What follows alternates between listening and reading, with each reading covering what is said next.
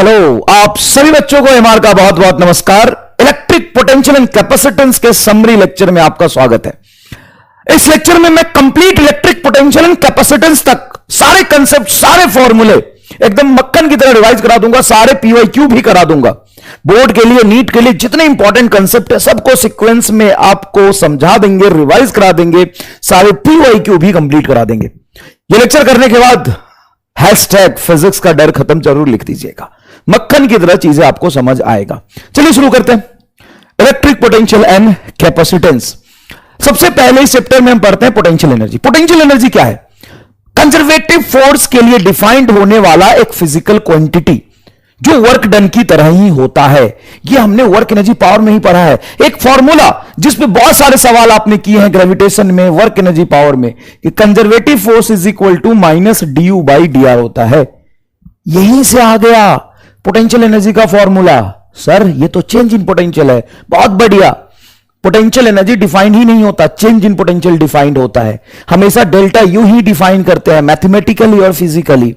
Sir you कैसे मिल जाएगा? फिर इनिशियल को जीरो ले लेना। किसी भी चीज में चेंज आप अगर इनिशियल को जीरो मान लेते हैं, जैसे मैं डेल्टा यू लिखता हूं फाइनल माइनस इनिशियल, ये होगा फॉर्मूले में हमेशा ये। लेकिन अगर मैं इनिशियल को जीरो मान लूंगा तो बताओ क्या बचेगा? सिर्फ potential energy.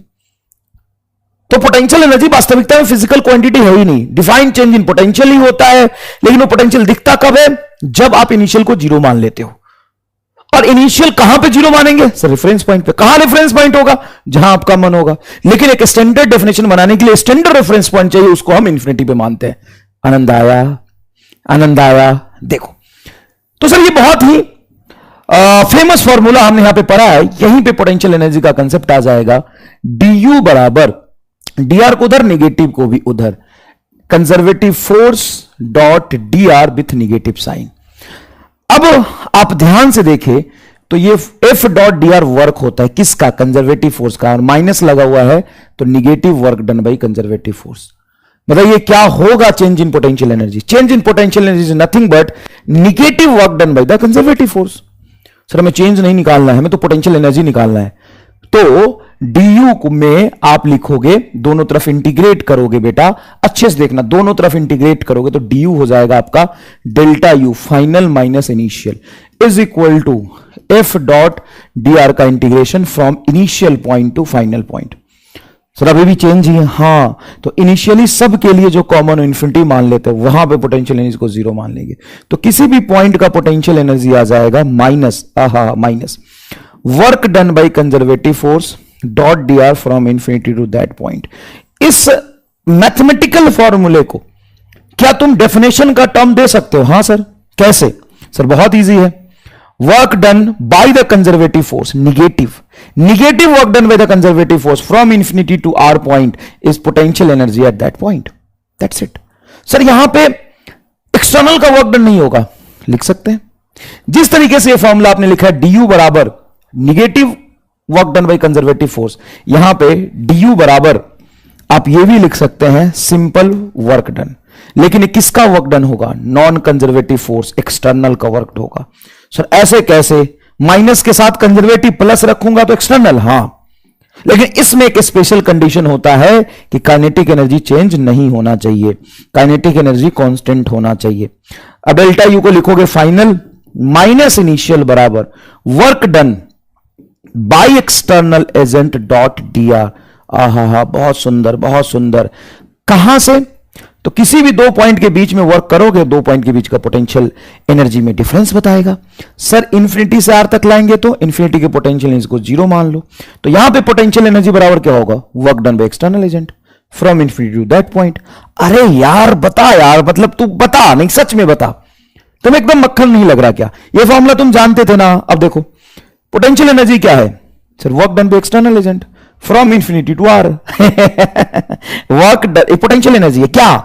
Work done by external agent from infinity to R keeping kinetic energy constant. लो भैया, आओ आओ देखो, तुम आंख खोल के इसको समझो। Work done in bringing q charge from infinity to that point in an electric field without change in kinetic energy is called potential energy stored in that charge। अरे भाई किसी को लाने में ही वर्क लिखोगे ना। सर 1 कूलम को लाएंगे तो वो 1 कूलम में स्टोर एनर्जी होगा। क्यू कूलम को लाएंगे तो क्यू कूलम में स्टोर एनर्जी होगा। देखो ध्यान से, work done in bringing Q charge from infinity to the point in electric field without change in kinetic energy is potential energy stored in that charge. इसमें negative work नहीं लिखा है, simple work लिखा है। तो किसका वर्क हुआ? External का work in bringing Q charge. Work done, देखो ना यहाँ पे वर्क डन, वर्क डन का formula F.dr, work done in bringing Q charge, Q charge को from infinity to the point मतलब R पर in the electric field without change in kinetic energy potential energy stored in that charge. क्या clear ये बात समझ गए? हाँ sir. ये du बराबर माइनस वर्क डन है, मतलब यहां पे क्या होगा? Conservative force. और du बराबर अगर सिंपल वर्क डन है, पॉजिटिव वर्क डन है, तो ये कौन सा फोर्स रहा होगा? External force. क्या ये क्लियर है क्या बेटा? ये बातें क्लियर है क्या? Change in potential energy negative work done by conservative force होता है, change in potential energy positive work done by external agent होता है। क्या ये क्लियर है? हाँ सर, बस हो गया ना। तो पोटेंशियल एनर्जी क्या होता है? स्केलर होता है। इसका कोई डायरेक्शन नहीं है, पोटेंशियल एनर्जी का नो डायरेक्शन। इसका यूनिट होता है न्यूटन इंटू मीटर, वर्क के यूनिट के बराबर, या joule. Depends on reference, yes, but change in potential does not depends on reference, but change in potential, ये पोटेंशियल एनर्जी के बारे में, potential energy depends upon reference, but change in potential energy, change in potential energy does not depends on reference, does not depends on reference। Clear है क्या बेटा? अब यहां पर ध्यान से सुनिए, इलेक्ट्रिक फील्ड के अंदर किसी भी क्यू चार्ज को इंफिनिटी से लाना है। अब इस क्यू चार्ज को मैं इंफिनिटी से ला करके इस पे रखूंगा इलेक्ट्रिक फील्ड में। किसके इलेक्ट्रिक फील्ड में? तो डिपेंड करता है किसका इलेक्ट्रिक फील्ड है। अगर किसी एक फिक्स पॉजिटिव चार्ज की वजह से इलेक्ट्रिक फील्ड है, तो फिक्स्ड पॉजिटिव चार्ज की वजह से इलेक्ट्रिक फील्ड है, उसके फील्ड में इस क्यू को ला रहे हैं, तो इसके फील्ड में इस क्यू को लाएंगे, यहां पर रखेंगे r डिस्टेंस पर, तो इसमें stored potential energy, even system में स्टोर्ड पोटेंशियल एनर्जी U बराबर होगा K capital Q small q बटा R। कैसे ड्राइव होगा? ये रहा फॉर्मूला, ये रहा फॉर्मूला, बहुत इजी है, सिंपल सा। किसी भी x डिस्टेंस पर रख लो, ड्राइव करना है बोर्ड के लिए, किसी भी x डिस्टेंस पर अभी क्यू चार्ज को रख लो, बोलो कि यहां से लाते लाते यहां पे लाए हैं, r is equal to infinity से उठा करके अभी x पर लाए, x से r तक रखना है, और वर्क डन का फॉर्मूला लिखो, सिंपल से ड्राइव हो जाएगा। तो ये हमेशा एक पेयर के लिए डिफाइंड होता है, defined for the pair combination of charges. ठीक है, अगर 2 चार्जेस है तो 1 पेयर होगा, 3 चार्जेस है तो 3 चार्जेस है तो 3 पेयर होगा। कैसे? इसका 1 पेयर, इसका 1 पेयर, इसका 1 पेयर। तो k क्यू स्क्वायर, देखो q into Q square, side length अगर l है तो बटा l, ऐसे ऐसे कितने पेयर है? 3 पेयर है। तो ये सिस्टम का पोटेंशियल एनर्जी आपने लिख लिया। क्लियर है? तो सिस्टम का पोटेंशियल एनर्जी आप लिख सकते हैं। अब कई बार डायरेक्टली वर्क के सवाल पूछे जाते हैं कि मुझे बताओ इस चार्ज को जो इक्विलैटरल ट्रायंगल के कॉर्नर पे, इसको इंफिनिटी तक रखने में कितना वर्क होगा? बहुत इजी है, इंफिनिटी तक रखने में वर्क बराबर change in potential energy.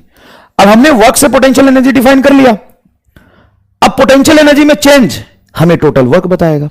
Sir positive change है तो एक्सटर्नल फोर्स का वर्क होगा, and work done by conservative force हो, क्या हो बेटा? कंजर्वेटिव फोर्स हो, तो माइनस डेल्टा यू होगा। क्या यहां तक क्लियर है? Yes.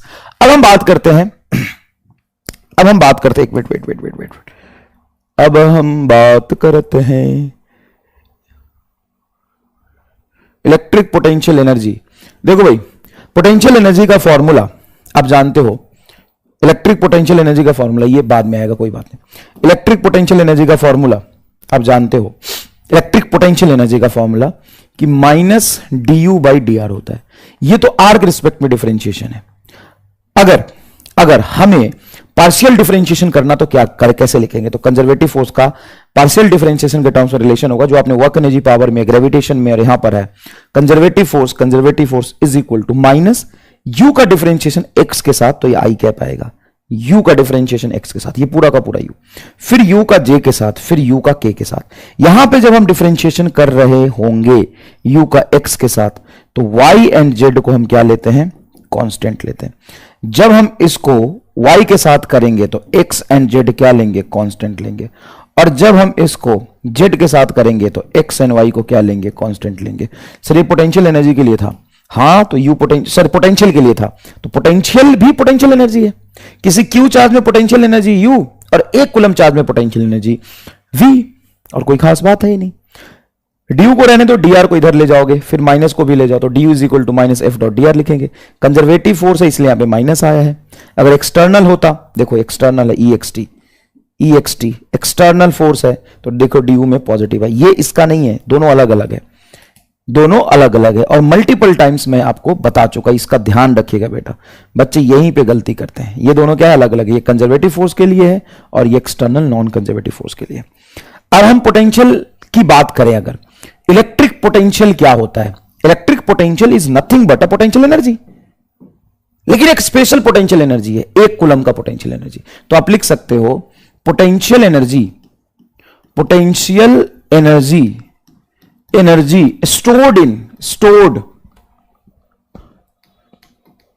stored in unit charge। Potential energy stored in unit charge. Unit charge में जो पोटेंशियल एनर्जी स्टोर्ड होता है उसको हम इलेक्ट्रिक पोटेंशियल कहते हैं, बस और कोई बात नहीं। तो क्या इसके डेफिनेशन को हम ये कह सकते हैं, change in potential energy per unit charge is called change in electric potential. Change in electric potential, yes sir, लेकिन ये वाला लिखेंगे कि ये लिखे V is equal to U by Q, ज्यादा अच्छा और सही ऊपर वाला है। लेकिन किसी भी पॉइंट पे अगर तुम्हें पोटेंशियल एनर्जी पता है क्यू चार्ज में स्टोर, तो उसी क्यू से डिवाइड करोगे, वहां का क्या आ जाएगा, पोटेंशियल आ जाएगा। दोनों सही है यार, दोनों सही है। वो change in potential energy by Q is equal to change in potential, and potential energy per unit charge is potential. ठीक है, चेंज होगा तो चेंज के टर्म्स में आएगा। अच्छा, इसके डेफिनेशन में क्या चेंज आएगा? कुछ भी नहीं, जो डेफिनेशन पहले था वही रहेगा, बस यहां पे यूनिट चार्ज आ जाएगा। Work done in bringing unit positive charge from infinity to the point without change in kinetic energy is called electric potential at that point. Electric potential at that point, ये भी scalar होता है कि हां, इसके पास कोई डायरेक्शन नहीं है, पॉजिटिव चार्ज की वजह से हम पोटेंशियल लिखते हैं। मान लो कि पॉजिटिव क्यू चार्ज है, इसके वजह से आर डिस्टेंस पे हम पोटेंशियल लिखते हैं V बराबर के क्यू बाई आर। क्या ये यही आंसर होगा कि मैं कुछ और भी लिख सकता हूं? जैसे मैं के क्यू बाई 2R लिख सकता हूं क्या? हां, पोटेंशियल किसी भी पॉइंट पे यूनिक नहीं होता, वो रेफरेंस पे डिपेंड करता है। तो इस पॉजिटिव क्यू चार्ज का पोटेंशियल प्लस के क्यू बाई आर क्यों आया? इन्फिनिटी पे रेफरेंस मान के ड्राइव किया था, आर डिस्टेंस पे ही आएगा K Q by R. Potential का फॉर्मूला पॉइंट चार्ज के लिए क्या होता है? K Q by R. Positive charge है तो पॉजिटिव होगा, इन्फिनिटी पे रेफरेंस है तो। निगेटिव चार्ज है अगर, माइनस क्यू चार्ज है, आर डिस्टेंस पे आपको पोटेंशियल लिखना है, पोटेंशियल लिखेंगे माइनस के क्यू बाई आर। निगेटिव क्या बता रहा सर? चार्ज अगर निगेटिव है तो माइनस रखेंगे। ओके, निगेटिव का कोई मतलब? हां, पोटेंशियल एनर्जी कम है। पॉजिटिव निगेटिव यहां पे डायरेक्शन नहीं बताता है। इसका यूनिट क्या होगा? यूनिट होगा joule per coulomb. Joule per coulomb, देखो potential energy per unit charge joule per coulomb, देखो जूल पर कूलम। इसको हम वोल्ट भी कहते हैं, हाँ इसको वोल्ट भी कहते हैं। अच्छा एक बात बताओ, आराम से सोचना, पहली बार में तुम्हें मुश्किल लगा हुआ, अभी डर खत्म होगा, देखना ध्यान से। F conservative is equal to minus D U by D R लिख सकते हैं। हाँ, बहुत प्यार से, बहुत प्यार से। दोनों तरफ अगर मैं चार्ज से डिवाइड कर दूं तो फोर्स पर यूनिट चार्ज क्या होता है sir? Electric field is equal to minus potential energy per unit charge क्या होता है? यू बाई क्यू वी होता है, minus DV by D R. क्या ये रिलेशन आ गया इलेक्ट्रिक फील्ड एंड पोटेंशियल में? हाँ, कि ये नया है? नहीं, इसी यही रिलेशन तो है। अरे भाई, फोर्स ही इलेक्ट्रिक फील्ड है। किसी क्यू चार्ज पे फोर्स लग रहा है तो फोर्स है, एक कूलम चार्ज पे फोर्स लग रहा है तो इलेक्ट्रिक फील्ड है। देखो कितना इजी है रे, तो बायोलॉजी से भी इजी है रे, ये तो बायोलॉजी से भी इजी है साहब। Electric field is equal to minus D by D R. Sir सही बोल रहा है। अच्छा, यहां से V का डेफिनेशन क्या होगा? पोटेंशियल का डेफिनेशन। पोटेंशियल का डेफिनेशन में ये लिख सकता हूं, डी आर यहां आ गया तो इलेक्ट्रिक फील्ड होता है न्यूटन पर कूलम, और ये डी से मल्टीप्लाई होगा तो मीटर। एक यूनिट इसका और मिल गया मुझे, क्या? न्यूटन मीटर पर कूलम। बोलो हाँ कि ना? हो भाई साहब, सही है यार। तो इसका 3 यूनिट हो गया। एक वोल्ट तो हम बोलते हैं पोटेंशियल का यूनिट, एक जूल पर कूलम होता है, एक न्यूटन मीटर पर कूलम आ गया। ये strongly depends upon reference. Positive charge की वजह से नेगेटिव पोटेंशियल भी हो सकता है अगर रेफरेंस कहीं और मानोगे तो। Change in V does not depends upon reference but potential depends upon reference. Delta V is equal to delta U by Q. Yes yes yes yes.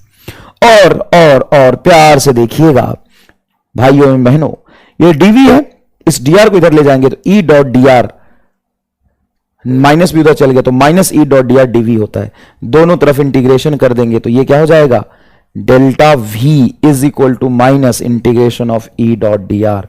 अगर इलेक्ट्रिक फील्ड आपको पता है तो उसका आर के रिस्पेक्ट में इंटीग्रेशन करके दो पॉइंट के बीच में आप डेल्टा वी निकाल सकते हैं क्या? हाँ, बिल्कुल सही बात है। यस, बिल्कुल सही बात है। अब यहां पे थोड़ा समझते हैं।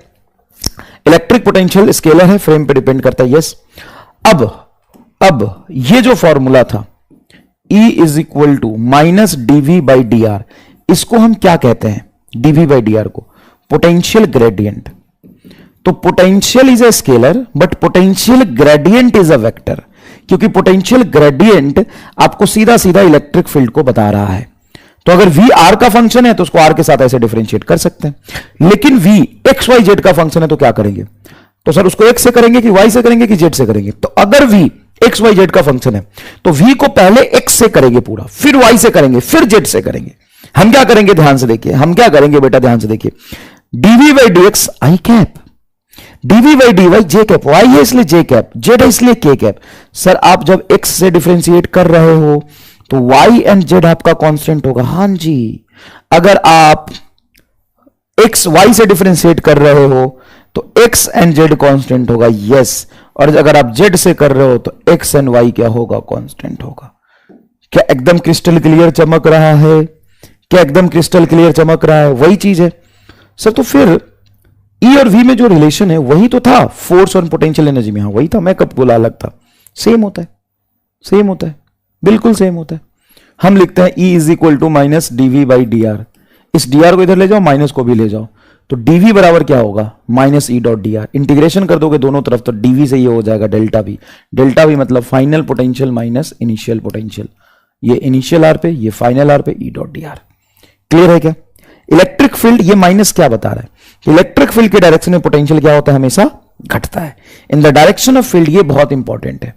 इन the direction of electric field, in the direction of electric field potential always decreases. Potential always decreases.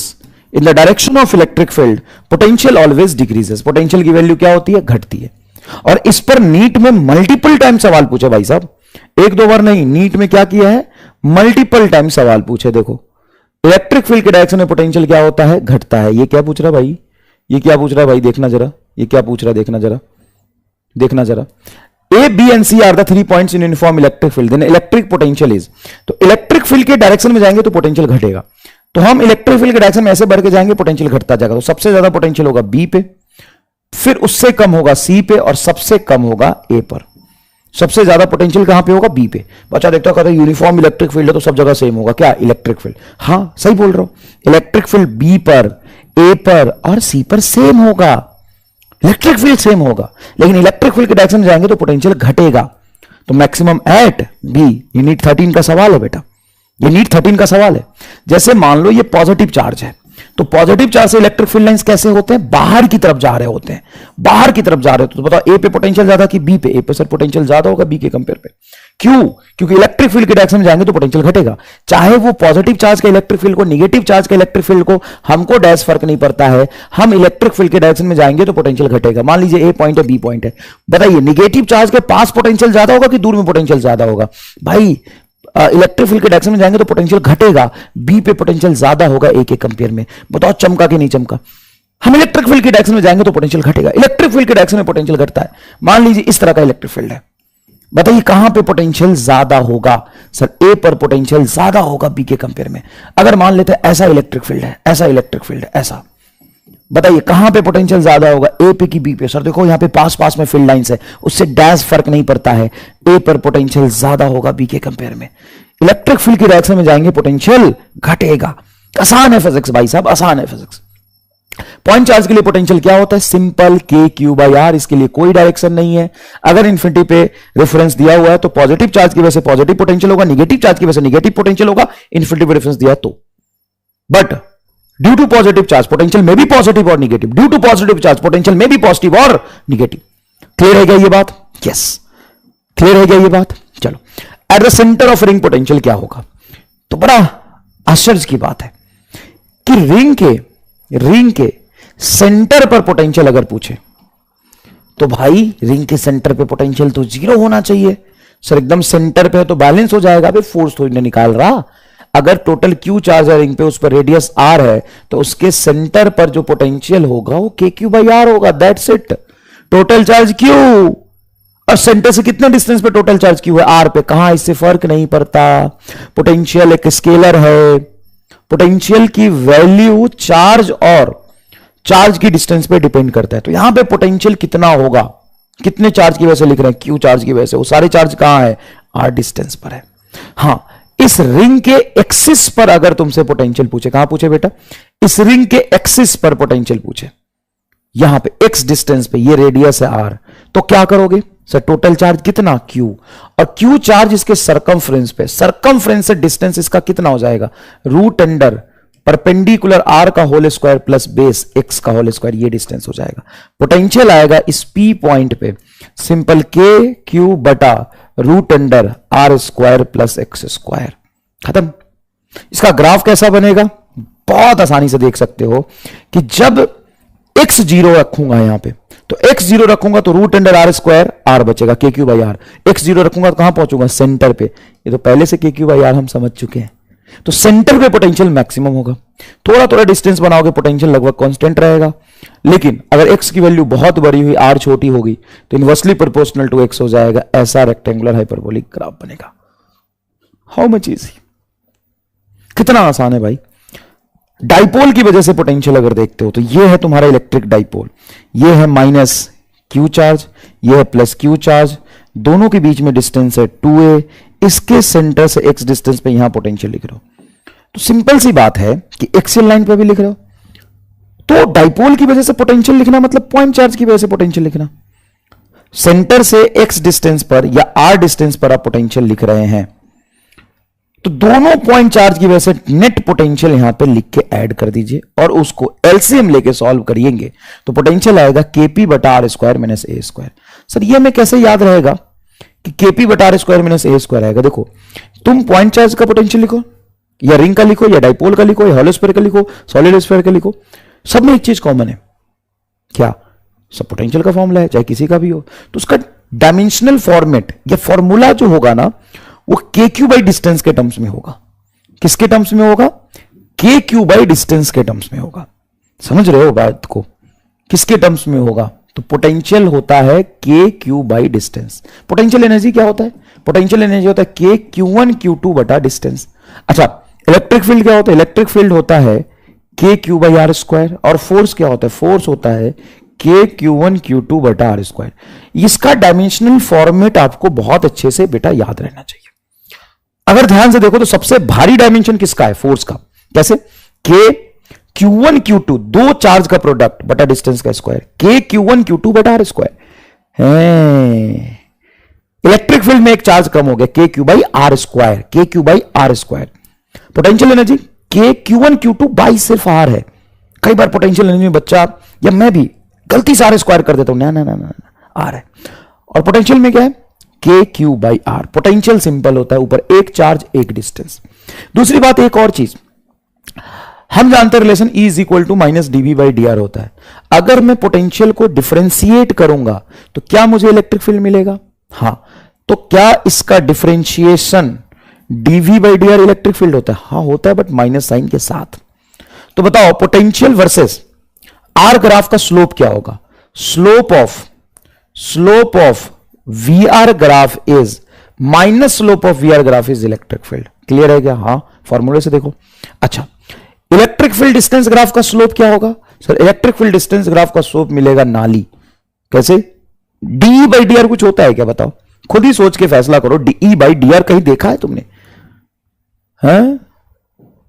मैंने पूछा चांद से, देखा है कहीं मेरे इलेक्ट्रिक फील्ड का स्लोप? मेरे इलेक्ट्रिक फील्ड का स्लोप? चांद ने कहा नहीं, नहीं बिल्कुल नहीं। इलेक्ट्रिक फील्ड को इंटीग्रेट करेंगे तो integration of E dot D R with negative science क्या बताएगा? Change in potential. मतलब मैं कह सकता हूं minus area of E R graph. ER graph का एरिया का निगेटिव वैल्यू क्या बताता है? Change in potential. मैंने पूछा चांद से देखा है कहीं एरिया ऑफ वीआर, उसने बोला नहीं नहीं नहीं। वीआर ग्राफ का एरिया क्या होता है? कुछ नहीं। तो इससे क्या होगा? याद रखने में आसानी होगी। जो बच्चों को जनरली याद नहीं होता वो याद रखने में आसानी होगी। ठीक है भाई। तो यहां पे पोटेंशियल हम देख रहे हैं डाइपोल का, तो एक्सियल लाइन पे डाइपोल का पोटेंशियल होगा के पी बटा, अगर मैं लिख दूं आर माइनस ए दोनों के बीच का डिस्टेंस वाला ए और सेंटर से आर डिस्टेंस, तो क्या सही होगा? देखते सर, के पी बटा आर। के पी में क्या होता है? डाइपोल मूवमेंट होता है चार्ज इंटू लेंथ। तो ऊपर चार्ज इंटू एक लेंथ है, नीचे लेंथ माइनस लेंथ, लेंथ बचेगा। तो लेंथ से लेंथ कट गया, के इंटू क्यू गलत आ रहा है, इसलिए यहां पे वो क्या होता है? R square minus A square. नीचे डिस्टेंस का स्क्वायर, ऊपर चार्ज इंटू डिस्टेंस होता है पी में। हाँ सर सही आ रहा है यार, बिल्कुल ठीक है। अगर यहीं पे स्मॉल डाइपोल की अगर मैं बात करूं, स्मॉल डाइपोल की बात करूं, किसकी बात करूं? स्मॉल डाइपोल की बात करूं। सर ये वाला कैसे आएगा? दो लाइन का कैलकुलेशन है। यहां से क्यू से डिस्टेंस देख लो क्या होगा, पूरा आर में से ए घटा दो, आर माइनस ए, तो ये हो जाएगा के क्यू आर माइनस ए, माइनस क्योंकि चार्ज निगेटिव है, ये पूरा डिस्टेंस आर आधा ए, के क्यू आर प्लस ए। अब यहां पे R minus A R plus A का एलसीएम क्या होगा? R square minus A square. देखो R square minus A square, एक लाइन का कैलकुलेशन। स्मॉल डाइपोल की अगर बात करते तो ए छोटा है तो ए स्क्वायर और छोटा होगा, तो पोटेंशियल क्या हो जाएगा? के पी बटा आर स्क्वायर। ये कहां पे देख रहे हैं? एक्सियल लाइन पे। इक्वेटोरियल लाइन पे डाइपोल से पोटेंशियल क्या होगा? जीरो। कहीं भी देखेंगे तो जितना निगेटिव चार्ज से डिस्टेंस होगा उतना पॉजिटिव चार्ज से, तो इक्वेटोरियल लाइन पे डाइपोल का पोटेंशियल क्या हो जाएगा? जीरो हो जाएगा। इक्वेटोरियल लाइन पे डाइपोल का पोटेंशियल क्या हो जाएगा? जीरो हो जाएगा। क्या से डाइपोल अच्छे से रिवाइज हो गया? जैसे मान लीजिए ये Q Q Q Q charge है, साइड लेंथ एल है, सेंटर पे इलेक्ट्रिक फील्ड पूछा है, जीरो होगा क्या? हाँ, क्योंकि जितना क्यू चार्ज से अवे उतना इसका अवे, जितना क्यू चार्ज से इस तरफ उतना ही इसका अपोजिट। पोटेंशियल क्या होगा? तो पोटेंशियल के लिए पहले ये डिस्टेंस निकालना पड़ेगा। अगर बेटा ये टोटल एल है तो डायगोनल होगा √2l, √2l का आधा ही है, √2l का आधा क्या होगा? L/√2। इस चार्ज की वजह से यहां पे पोटेंशियल कितना आएगा? सर के क्यू बटा डिस्टेंस हो गया L/√2। वैसे कितने चार्ज होंगे? 4। तो क्या ये पोटेंशियल आ जाएगा? बिल्कुल सही है सर। अगर मैं यहां पे देखूं Q Q minus Q minus Q, बताओ इलेक्ट्रिक फील्ड क्या होगा? Electric field not equal to zero आएगा, क्योंकि जितना इस पॉजिटिव का इलेक्ट्रिक फील्ड इस तरफ होगा, निगेटिव का उतना ही इधर ऐड होगा।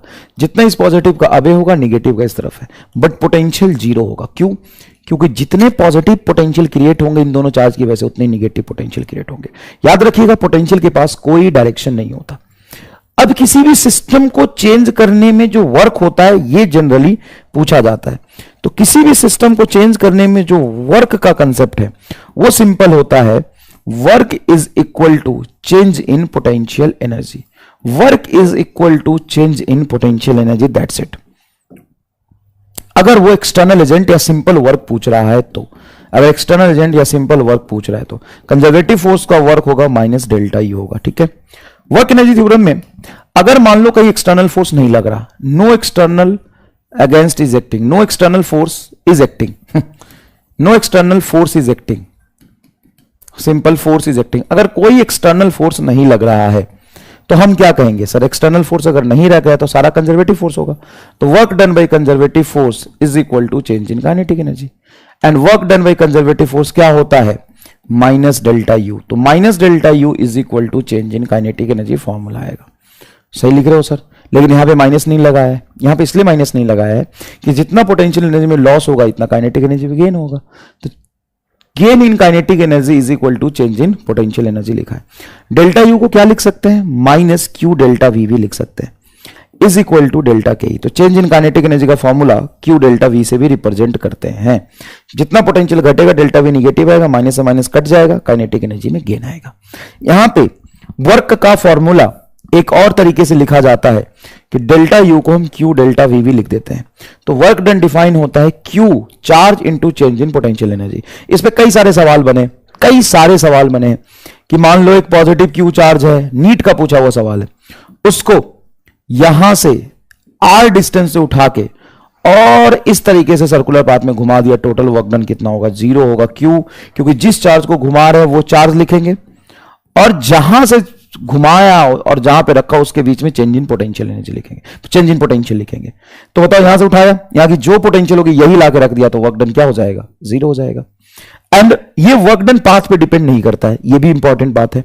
यहां पे जो भी वर्क डन हम लिख रहे हैं वो पाथ पे डिपेंड बेटा नहीं कर रहा है। क्या रीजन है पाथ पे डिपेंड नहीं करने का? पाथ पे डिपेंड करने का क्या रीजन है? सॉरी, पाथ पे नहीं डिपेंड करने का क्या रीजन है? क्योंकि हम कंजर्वेटिव फोर्स का वर्क लिख रहे हैं, वो पाथ पे डिपेंड नहीं करता है। Next, hollow sphere, solid sphere, सवाल कराएंगे इस पे। अभी हॉलो स्फीयर या सॉलिड कंडक्टिंग स्फीयर या सेल का पोटेंशियल एनर्जी लिखते हैं। तो हॉलो स्फीयर की बात कर रहा हूं, तो चाहे कोई सा भी हॉलो स्फीयर, हॉलो तो हॉलो अंदर खाली है, तो सॉलिड हॉलो स्फीयर हो, सॉरी एक minute, wait, conducting hollow sphere हो या नॉन कंडक्टिंग हॉलो स्फीयर हो, दोनों एक ही चीज होता है क्या? अगर मैं यहां पे लिखता हूं कंडक्टिंग या नॉन कंडक्टिंग, क्या हॉलो स्फीयर मतलब हॉलो स्फीयर? तो कंडक्टिंग हो या नॉन कंडक्टिंग, हॉलो मतलब हॉलो, या सॉलिड भरा हुआ कंडक्टिंग, एक ही चीज है, या सेल लिखे एक ही चीज है। इन तीनों ही केसेस में जो आपके चार्जेस होंगे कहां पे होंगे सर? सरफेस पे होंगे। इसके सेंटर से स्मॉल आर डिस्टेंस पे कहीं पे आप पोटेंशियल लिखोगे तो इसका पोटेंशियल इस सारे चार्जेस को सेंटर पे मान के लिखते हैं, क्योंकि पॉइंट चार्ज हॉलो स्फीयर में कोई फर्क नहीं है अगर बाहर में बैठे हो तो आप। तो यहां पे पोटेंशियल होगा K टोटल चार्ज Q बटा सारे चार्ज को सेंटर पे आप मान लो। ऐसा नहीं कह सकते ये चार्ज से तो डिस्टेंस कम है, ये वाले चार्ज से डिस्टेंस ज्यादा, ना मुन्ना ना, सिंपल लिखोगे KQ बाई स्मॉल r, ये होगा आपका पोटेंशियल का फॉर्मूला। कहां पे? बाहर में। सरफेस पर क्या होगा? सरफेस पर होगा KQ बटा कैपिटल आर, अगर रेडियस इसका कैपिटल आर है तो, और अंदर कहीं भी स्मॉल आर पे, अंदर इनसाइड कहीं भी सेंटर ही क्यों ना हो, सेंटर ही क्यों ना हो, पोटेंशियल सरफेस के बराबर KQ बाई कैपिटल आर होता है। मतलब सरफेस पर, सेंटर पर, अंदर हर जगह पोटेंशियल क्या होता है? सेम। तो पोटेंशियल वर्सेस डिस्टेंस का ग्राफ बनाऊंगा, ये बनेगा, अंदर हर जगह पोटेंशियल सेम, और सरफेस से लेके जैसे ही बाहर जाऊंगा rectangular hyperbolic, potential inversely proportional to क्या आ जाएगा? आर आ जाएगा। बताइए इसमें कोई परेशानी, कोई दिक्कत तो नहीं? हो गया खत्म। अच्छा यहां पे मिसप्रिंट है थोड़ा सा, इलेक्ट्रिक फील्ड लिख दिया भाई साहब, पोटेंशियल निकाल रहे रे। अच्छा आर स्क्वायर भी कर दिया, मरवाएगा क्या रे? यहां पे पोटेंशियल यार ठीक है, यहां पे पोटेंशियल यार स्क्वायर थोड़ी ना होगा, KQ बाई स्मॉल होगा। कब? बाहर में, आउटसाइड। अंदर तो इनसाइड तो हर जगह, चाहे सेंटर ही क्यों ना हो, अंदर में हर जगह KQ by capital R, surface के बराबर। नॉन कंडक्टिंग सॉलिड स्फीयर की बात करोगे तो बाहर में कहीं भी, क्योंकि नॉन कंडक्टिंग सॉलिड स्फीयर है तो चार्ज यूनिफॉर्मली डिस्ट्रीब्यूटेड होता है। अगर चार्ज यूनिफॉर्मली डिस्ट्रीब्यूटेड है तो उसके सेंटर से लेकर के बाहर में कहीं भी आउटसाइड रीजन में पोटेंशियल होगा KQ बाई स्मॉल आर। बाहर में सारे चार्ज को सेंटर पे मान के स्मॉल आर डिस्टेंस पे लिखेंगे। सरफेस पर कितना होगा? सरफेस पर वही जो हॉलो स्फीयर में अभी था, KQ बाई कैपिटल आर। अंदर हर जगह पे पोटेंशियल सेम नहीं होगा। इनफैक्ट इनसाइड जो पोटेंशियल है वो बहुत कॉम्प्लिकेटेड है। उसमें एक चीज याद रखो कि तुम्हारा सेंटर पे जो पोटेंशियल है सरफेस से 3/2 गुना ज्यादा होता है। मतलब सरफेस पे KQ बाई आर है, सेंटर पे 3KQ बाई 2R होता है। इनसाइड क्या होगा? इनसाइड मैं बताता हूं, KQ 3R square minus small r square बटा 2R स्क्वायर, कुछ ऐसा होगा क्या? एक मिनट, ऊपर में स्क्वायर किया, नीचे भी स्क्वायर, तो आर कट गया, क्यों नहीं, डायमेंशन गलत है। आर क्यों कर दो तो डायमेंशन सही है। तो सबसे पहले तो मैं जो भी लिखूंगा डायमेंशनली सही लिखूंगा, उसके बाद मैं क्या करूंगा उसको लॉजिकली वेरीफाई करूंगा। कैसे? ये स्मॉल आर डिस्टेंस पे मैंने कहीं अंदर लिखा है, अगर स्मॉल आर 0 होता तो 3/2 आना चाहिए। स्मॉल आर को 0 रखूंगा तो KQ 3R square by 2RQ, R square से RQ कटेगा, नीचे आर आएगा, 3KQ बाई 2R, सही है। अच्छा अगर स्मॉल आर को कैपिटल आर के बराबर लिख दूं तो सरफेस पे पहुंचूंगा, KQ बाई आर आना चाहिए। स्मॉल आर को कैपिटल आर लिखूंगा, 3R square minus capital R square, 2R square, देखो तो 2R क्यूब, तो 2 से 2 कटेगा, आर स्क्वायर से RQ कटेगा, आर बचेगा, KQ बाई आर, सही एकदम। देखो ये पोटेंशियल क्या लिखा, देखो KQ, देखो KQ 3R square minus small R square by 2RQ, ये पोटेंशियल का फॉर्मूला है। कहां पे? अंदर में। आउटसाइड तो सेंटर पर चार्ज मान के आप लिखोगे। इसका ग्राफ कैसा बनेगा? तो ग्राफ बड़ा इंपॉर्टेंट है, देखो V is equal to KQ 2R cube 3r² minus small R square, ये पोटेंशियल है। सेंटर पर पोटेंशियल कितना है सर? कुछ मत करो, स्मॉल आर को 0 रख दो, तो 3k⁴/2r आएगा। सरफेस पर कितना है? सरफेस पर है k⁴/r। अच्छा, कहीं भी आउटसाइड में r पर क्या होगा? k⁴/r। सबसे सिंपल फॉर्मूला कहां है? कहीं भी बाहर में, आउटसाइड में कहीं भी। अब इसका ग्राफ प्लॉट करोगे तो सबसे पहले सेंटर पे देखो कितना है? 3k⁴/2r सबसे ज्यादा है क्या? हाँ, सेंटर पे पोटेंशियल सबसे ज्यादा होता है 3k⁴/2r, सेंटर पर पोटेंशियल। अब जैसे जैसे डिस्टेंस बढ़ाओगे पोटेंशियल क्या होगा? घटेगा। कैसे सर? देखो, k⁴ 3r² - 2r क्यू तो कांस्टेंट है, रेडियस है, चार्ज है, k है, कांस्टेंट है, r²। v is proportional to -r² लिख सकता हूं क्या? बाकी सारा टर्म कांस्टेंट है, तो क्या मैं v प्रोपोर्शनल टू -r² कह सकता हूं क्या? v का ग्राफ r के साथ बना रहा हूं। v -r² का मतलब डाउनवर्ड पैराबोला, मतलब डाउनवर्ड पैराबोलिक ऐसा ग्राफ बनेगा। कब तक? जब तक आप सरफेस पर नहीं जाते, क्योंकि सरफेस पर जैसे ही जाओगे उसके बाद पोटेंशियल होगा k⁴/r। देखो, k⁴/r, और उसके बाद ये फॉर्मूला सही हो जाएगा कि potential inversely proportional to distance, मतलब रेक्टेंगुलर हाइपरबोलिक। ये ग्राफ बनेगा, ये ग्राफ बनेगा। सर पहले झुका हुआ चांद फिर उठा हुआ चांद, हां देखो, ये है बेटा आपका पैराबोलिक और ये है रेक्टेंगुलर हाइपरबोलिक। पैराबोलिक और ये कैसा है? हाइपरबोलिक है कि नहीं? ये बताओ कैसा होगा? Hyperbolic. Due to infinite line charge, line charge की वजह से पोटेंशियल वैसे इंपॉर्टेंट नहीं है, नॉट इंपॉर्टेंट, लेकिन ये इनफाइनाइट लाइन चार्ज है, मतलब इंफिनिटी तक चार्ज गया हुआ, इंफिनिटी तक चार्ज गया हुआ, इंफिनिटी तक गया हुआ है। तो भाई रेफरेंस कहीं पर भी आप इंफिनिटी पर 0 नहीं मान सकते, कहीं भी 0 मान लो लेकिन इंफिनिटी पे 0 नहीं मान सकते। सर अगर हम कहीं पे 0 मानते हैं तो सबके लिए तो कॉमन होगा नहीं, हाँ, इसलिए हम यहां पे क्या निकालते हैं? Change in potential. जैसे मान लो इस पर चार्ज है पर यूनिट लेंथ लैम्डा, यहां से r1 डिस्टेंस पर और r2 डिस्टेंस के बीच में हम पोटेंशियल डिफरेंस निकालते हैं। ज्यादा पोटेंशियल कहां पे होगा? सर v1 ज्यादा होगा पास में, v2 कम होगा। क्यों? पॉजिटिव चार्ज से इलेक्ट्रिक फील्ड आगे की तरफ होता है और इलेक्ट्रिक फील्ड के डायरेक्शन में पोटेंशियल कम होगा, तो आप कह सकते हो v1 is greater than v2। तो जो चेंज इन पोटेंशियल आता है वो आता है 2k लैम्डा log r2/r1। इसको लर्न करके रख सकते हो, बहुत इंपॉर्टेंट नहीं है, लेकिन डायमेंशन का खेल देख लो, सुख मिलेगा, हैप्पीनेस मिलेगा। देख लो डायमेंशन का लोचा, देखो सर चाहे किसी का भी पोटेंशियल हो, डायमेंशन आना चाहिए k⁴/r। देखो लेमडा होता है चार्ज पर यूनिट लेंथ, तो चार्ज बटा लेंथ आ जाएगा। हाँ सर, तो हो गया ना भाई साहब। Due to infinite thin charge sheet, सबसे पहले इलेक्ट्रिक फील्ड याद रखना हमेशा, अगर तुम्हारा सिर्फ सीट लिखा हो, सीट लिखा हो, तो उसके वजह से जो इलेक्ट्रिक फील्ड होता है हमेशा σ/2ε0 होता है। सिर्फ सीट लिखा है तो, सिर्फ क्या लिखा है? सीट लिखा है, सिर्फ सीट लिखा है तो। कंडक्टिंग नॉन कंडक्टिंग देखो कुछ नहीं, सिचुएशन सारा बता देता हूं। सिर्फ सीट लिखा है तो σ/2ε0, कंडक्टिंग जोड़ दे तो σ/ε0, नॉन कंडक्टिंग जोड़ दे तो σ/2ε0। Non conducting sheet σ/2ε0, conducting sheet σ/ε0, conducting plate σ/ε0, conducting लिखते ही σ/ε0, नॉन कंडक्टिंग लिखते ही σ/2ε0, सिर्फ सीट लिखे तो σ/2ε0। डन है क्या? Yes. Due to infinite thin charge sheet में, infinite thin charge sheet, conducting non conducting नहीं लिखा इसलिए σ/ε0।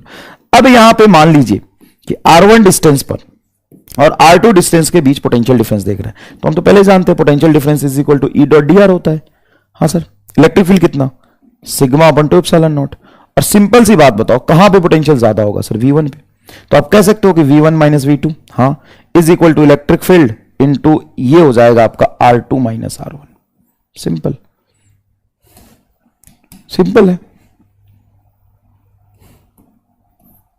ये किसके बीच का नहीं लिखा है, हमने यहां पे आपको पूरा अच्छे से समझा दिया। सर ये माइनस नहीं लिखा आपने, यहां पे माइनस भी होता है ना, E is equal to -E.dr। हाँ होता है, उसका लेके क्या करोगे? सिंपल मुझे एक बात बताओ, R2 बड़ा है R1 छोटा है तो डिफरेंस पॉजिटिव आएगा, हाँ इसलिए तो V1 - V2 लिखा है। यहां पोटेंशियल ज्यादा, यहां पे कम, खत्म। और सबसे इंपॉर्टेंट बात कि delta V is equal to E.dr है। हम इलेक्ट्रिक फील्ड के डायरेक्शन में जाते तो पोटेंशियल घटता है, इलेक्ट्रिक फील्ड के अपोजिट जाते तो बढ़ता है, परपेंडिकुलर जाते तो कोई चेंज नहीं होता। जैसे मान लो ये इलेक्ट्रिक फील्ड है, ये भी बहुत इंपॉर्टेंट है कंसेप्ट, इस पर सवाल पूछते हैं बेटा। ये इलेक्ट्रिक फील्ड है। अब मान लो तुमसे ये सवाल पूछा कि ए और बी में पोटेंशियल डिफरेंस बताओ कितना होगा, तो बोलो क्या बोलोगे? VA - VB आपका 0 होगा, क्योंकि VA बराबर VB। ऐसा नहीं है कि पोटेंशियल दोनों जगह पे जीरो है, ऐसा है कि दोनों जगह पे पोटेंशियल की वैल्यू सेम है, तो सेम चीज को सब्ट्रैक्ट करते हैं तो रिजल्ट क्या आता है, जीरो आता है। तो VA माइनस VB क्या हो जाएगा आपका, जीरो। VA माइनस VB क्या हो जाएगा, क्योंकि परपेंडिकुलर है। अच्छा, वहीं अगर मैं C पर जाऊं और ये डिस्टेंस स्मॉल आ रहा है, तो बोलो A का पोटेंशियल ज्यादा होगा C से, कितना होगा, इलेक्ट्रिक फील्ड इंटू R। यहां पे हम माइनस नहीं लिखेंगे, हमने निकाल लिया, जो भी प्लस माइनस करके पूरा डेरिवेशन करके आएगा ना, वो होगा ER, सिंपल, क्योंकि A पे पोटेंशियल ज्यादा है। अगर अपने से ये सवाल पूछे कि ये इलेक्ट्रिक फील्ड है, ये पॉइंट है A, ये पॉइंट है B, और ये लाइन है बेटा आपका 5 मीटर, एंगल बना रहा है यहां से 37 डिग्री। लो भैया, ये 5 मीटर है, ये 5 मीटर है, जो कि 37 डिग्री ये एंगल दिया हुआ है।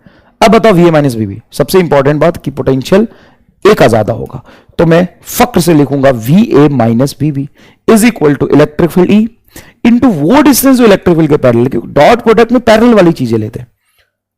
और हमने प्रूफ कर दिया ना कि अगर परपेंडिकुलर है उसका कोई मतलब नहीं है।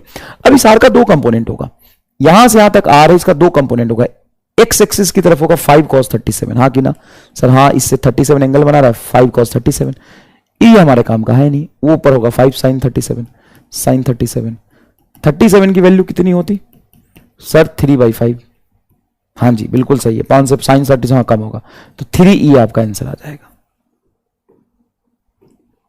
3E आपका आंसर हो जाएगा। चलिए यहां पे कुछ और कंसेप्चुअल सवाल कर लेते हैं। Which of the following is correct, सही ऑप्शन कौन सा है, electric potential decreases in the direction of electric field, एकदम सही है, 200% सही है, कोई डाउट ही नहीं इसमें। Potential decreases if we move away from negative charge, अगर हम नेगेटिव चार्ज से दूर जाएंगे तो इलेक्ट्रिक फील्ड इधर होता है, इलेक्ट्रिक फील्ड नेगेटिव चार्ज की तरफ होता है। Potential decreases if we move away from negative charge, negative charge से दूर अगर हम जा रहे हैं तो पोटेंशियल बढ़ेगा, क्योंकि इलेक्ट्रिक फील्ड के अपोजिट जाते तो पोटेंशियल बढ़ता है, गलत है। Potential increases if we move towards positive charge, अगर हम पॉजिटिव चार्ज की तरफ जाएंगे तो इलेक्ट्रिक फील्ड ऐसे होता है, हम पॉजिटिव चार्ज की तरफ जाएंगे तो पोटेंशियल बढ़ेगा। पोटेंशियल इंक्रीजेज, ये सही है, तो बोथ 1 and 3 आपका आंसर आ जाएगा।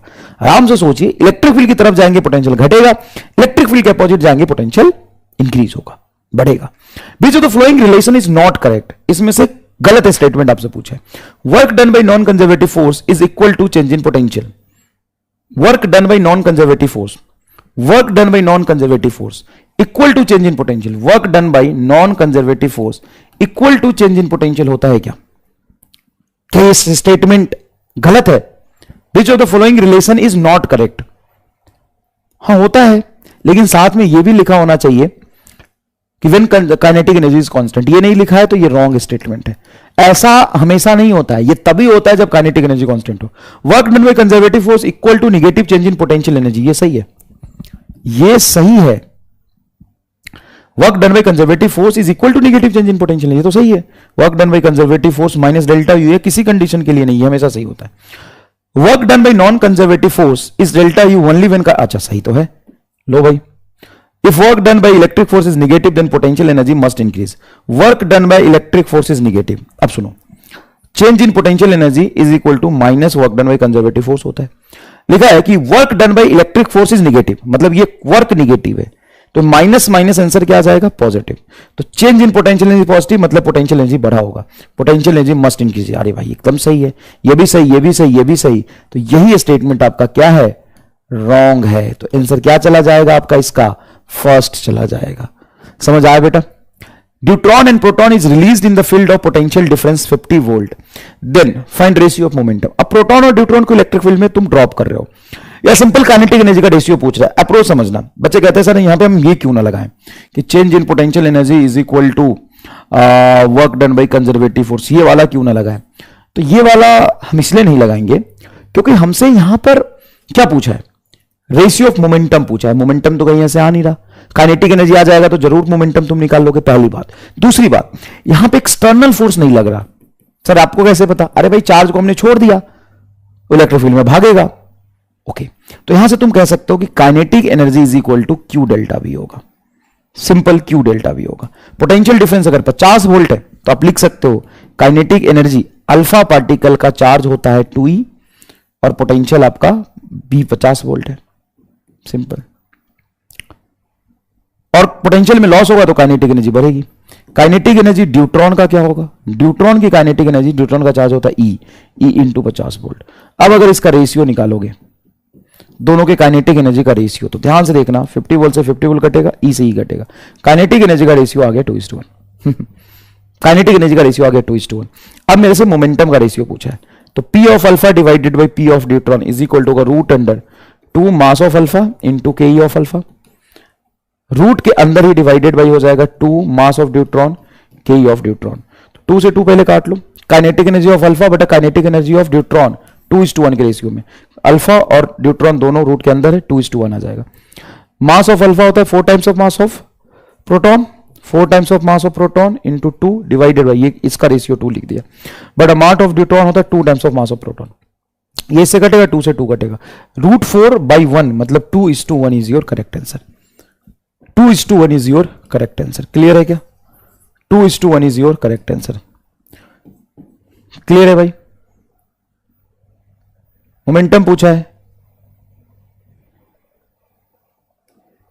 क्लियर है? एक बार देख लो, अच्छे से देख लो, ड्यूट्रॉन एंड प्रोटॉन। अच्छा प्रोटॉन है यार, मैंने अल्फा पार्टिकल कर दिया। चलो अगर अल्फा पार्टिकल होता तो क्या होता, छोड़ो। मैंने अल्फा पार्टिकल और ड्यूट्रॉन ले लिया, यह अलग है सवाल, मैं चेंज कर देता हूं, कोई बात नहीं। अब बताओ क्या होगा, वो साहब उसको भूल जाओ। अल्फा और ड्यूट्रॉन के लिए क्या होगा, अल्फा एंड ड्यूट्रॉन। अब बताओ क्या होगा, अल्फा और ड्यूट्रॉन के लिए तो 2:1 आएगा ना, बात खत्म। प्रोटॉन ड्यूट्रॉन के लिए सॉल्व कर लेना, शायद ऑप्शन मैच नहीं करेगा। Work done in bringing Q charge from infinity to the centre of electric dipole. अब भाई इन्फिनिटी पे पोटेंशियल क्या होता है, 0, और सेंटर ऑफ डाइपोल भी पोटेंशियल क्या होता है, 0। तो वर्क डन क्या आ जाएगा आपका, 0। 0 माने 0 तो 0 ही लगेगा ना। अ कंडक्टिंग स्फीयर, 2014 का सवाल है, conducting sphere of radius r given a charge q, electric potential at the end electric field at the centre of the sphere. So conducting sphere है, कंडक्टिंग स्फीयर के अंदर कहीं भी इलेक्ट्रिक फील्ड 0 होता है, और पोटेंशियल तो अंदर कहीं भी सरफेस के बराबर होगा। तो इलेक्ट्रिक फील्ड 0, इलेक्ट्रिक फील्ड 0, तो electric field 0 and potential KQ/R आएगा। ये तो मैच नहीं कर रहा है यार, KQ/R नहीं दिख रहा। Electric potential and the electric field, पहले पोटेंशियल फिर इलेक्ट्रिक फील्ड, तो पहले पोटेंशियल ये, electric field 0, option number 2 is correct. Clear है क्या बेटा? 4 पॉइंट चार्ज, आराम से देखिए, आराम से समझने की कोशिश करिएगा। 4 point charge minus Q minus small Q, फिर 2 times of small Q on 2q are placed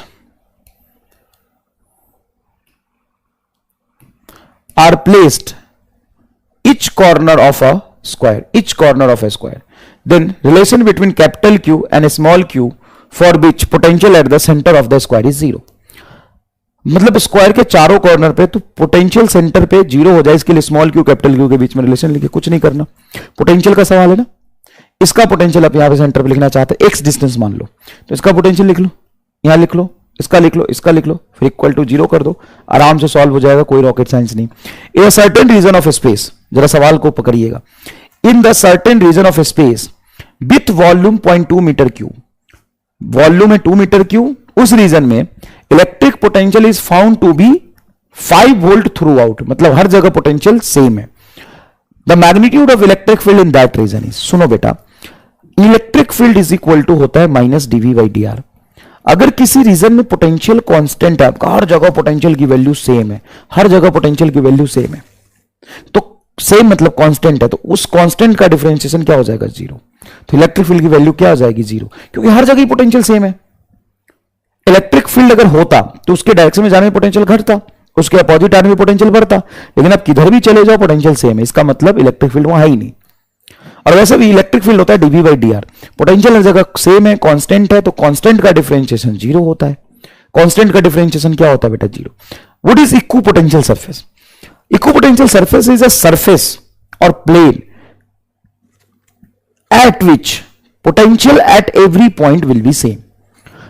A plane or surface where potential at every point will be same is called equipotential surface.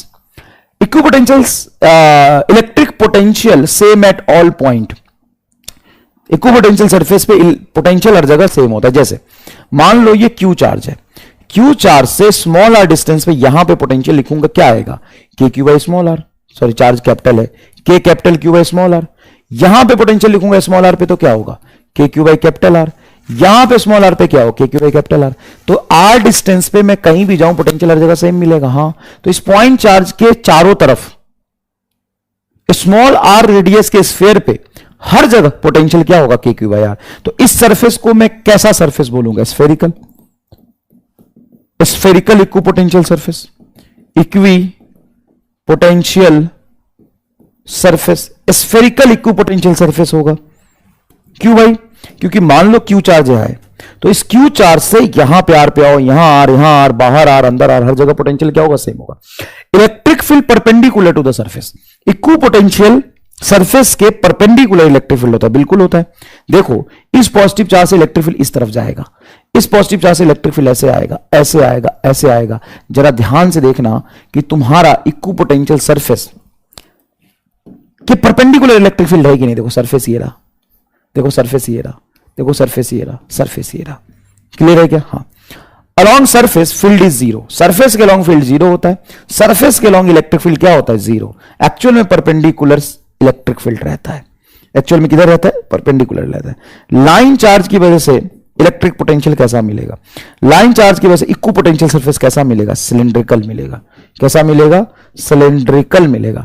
Spherical charge के लिए equi potential surface कैसा होता है, spherical charge के लिए equi potential surface spherical ही होता है, spherical equi potential surface होगा। इक्वी पोटेंशियल प्लेट के लिए कैसा इक्वी पोटेंशियल सरफेस होता है, प्लेट के लिए प्लेट ही इक्वी पोटेंशियल सरफेस होता है। प्लेट के लिए इक्वी पोटेंशियल सरफेस कैसा होता है बेटा, प्लेट ही रहता है। अब ये सवाल है कि the diagram below shows region of equipotential, a positive charge is move from A to B in each diagram.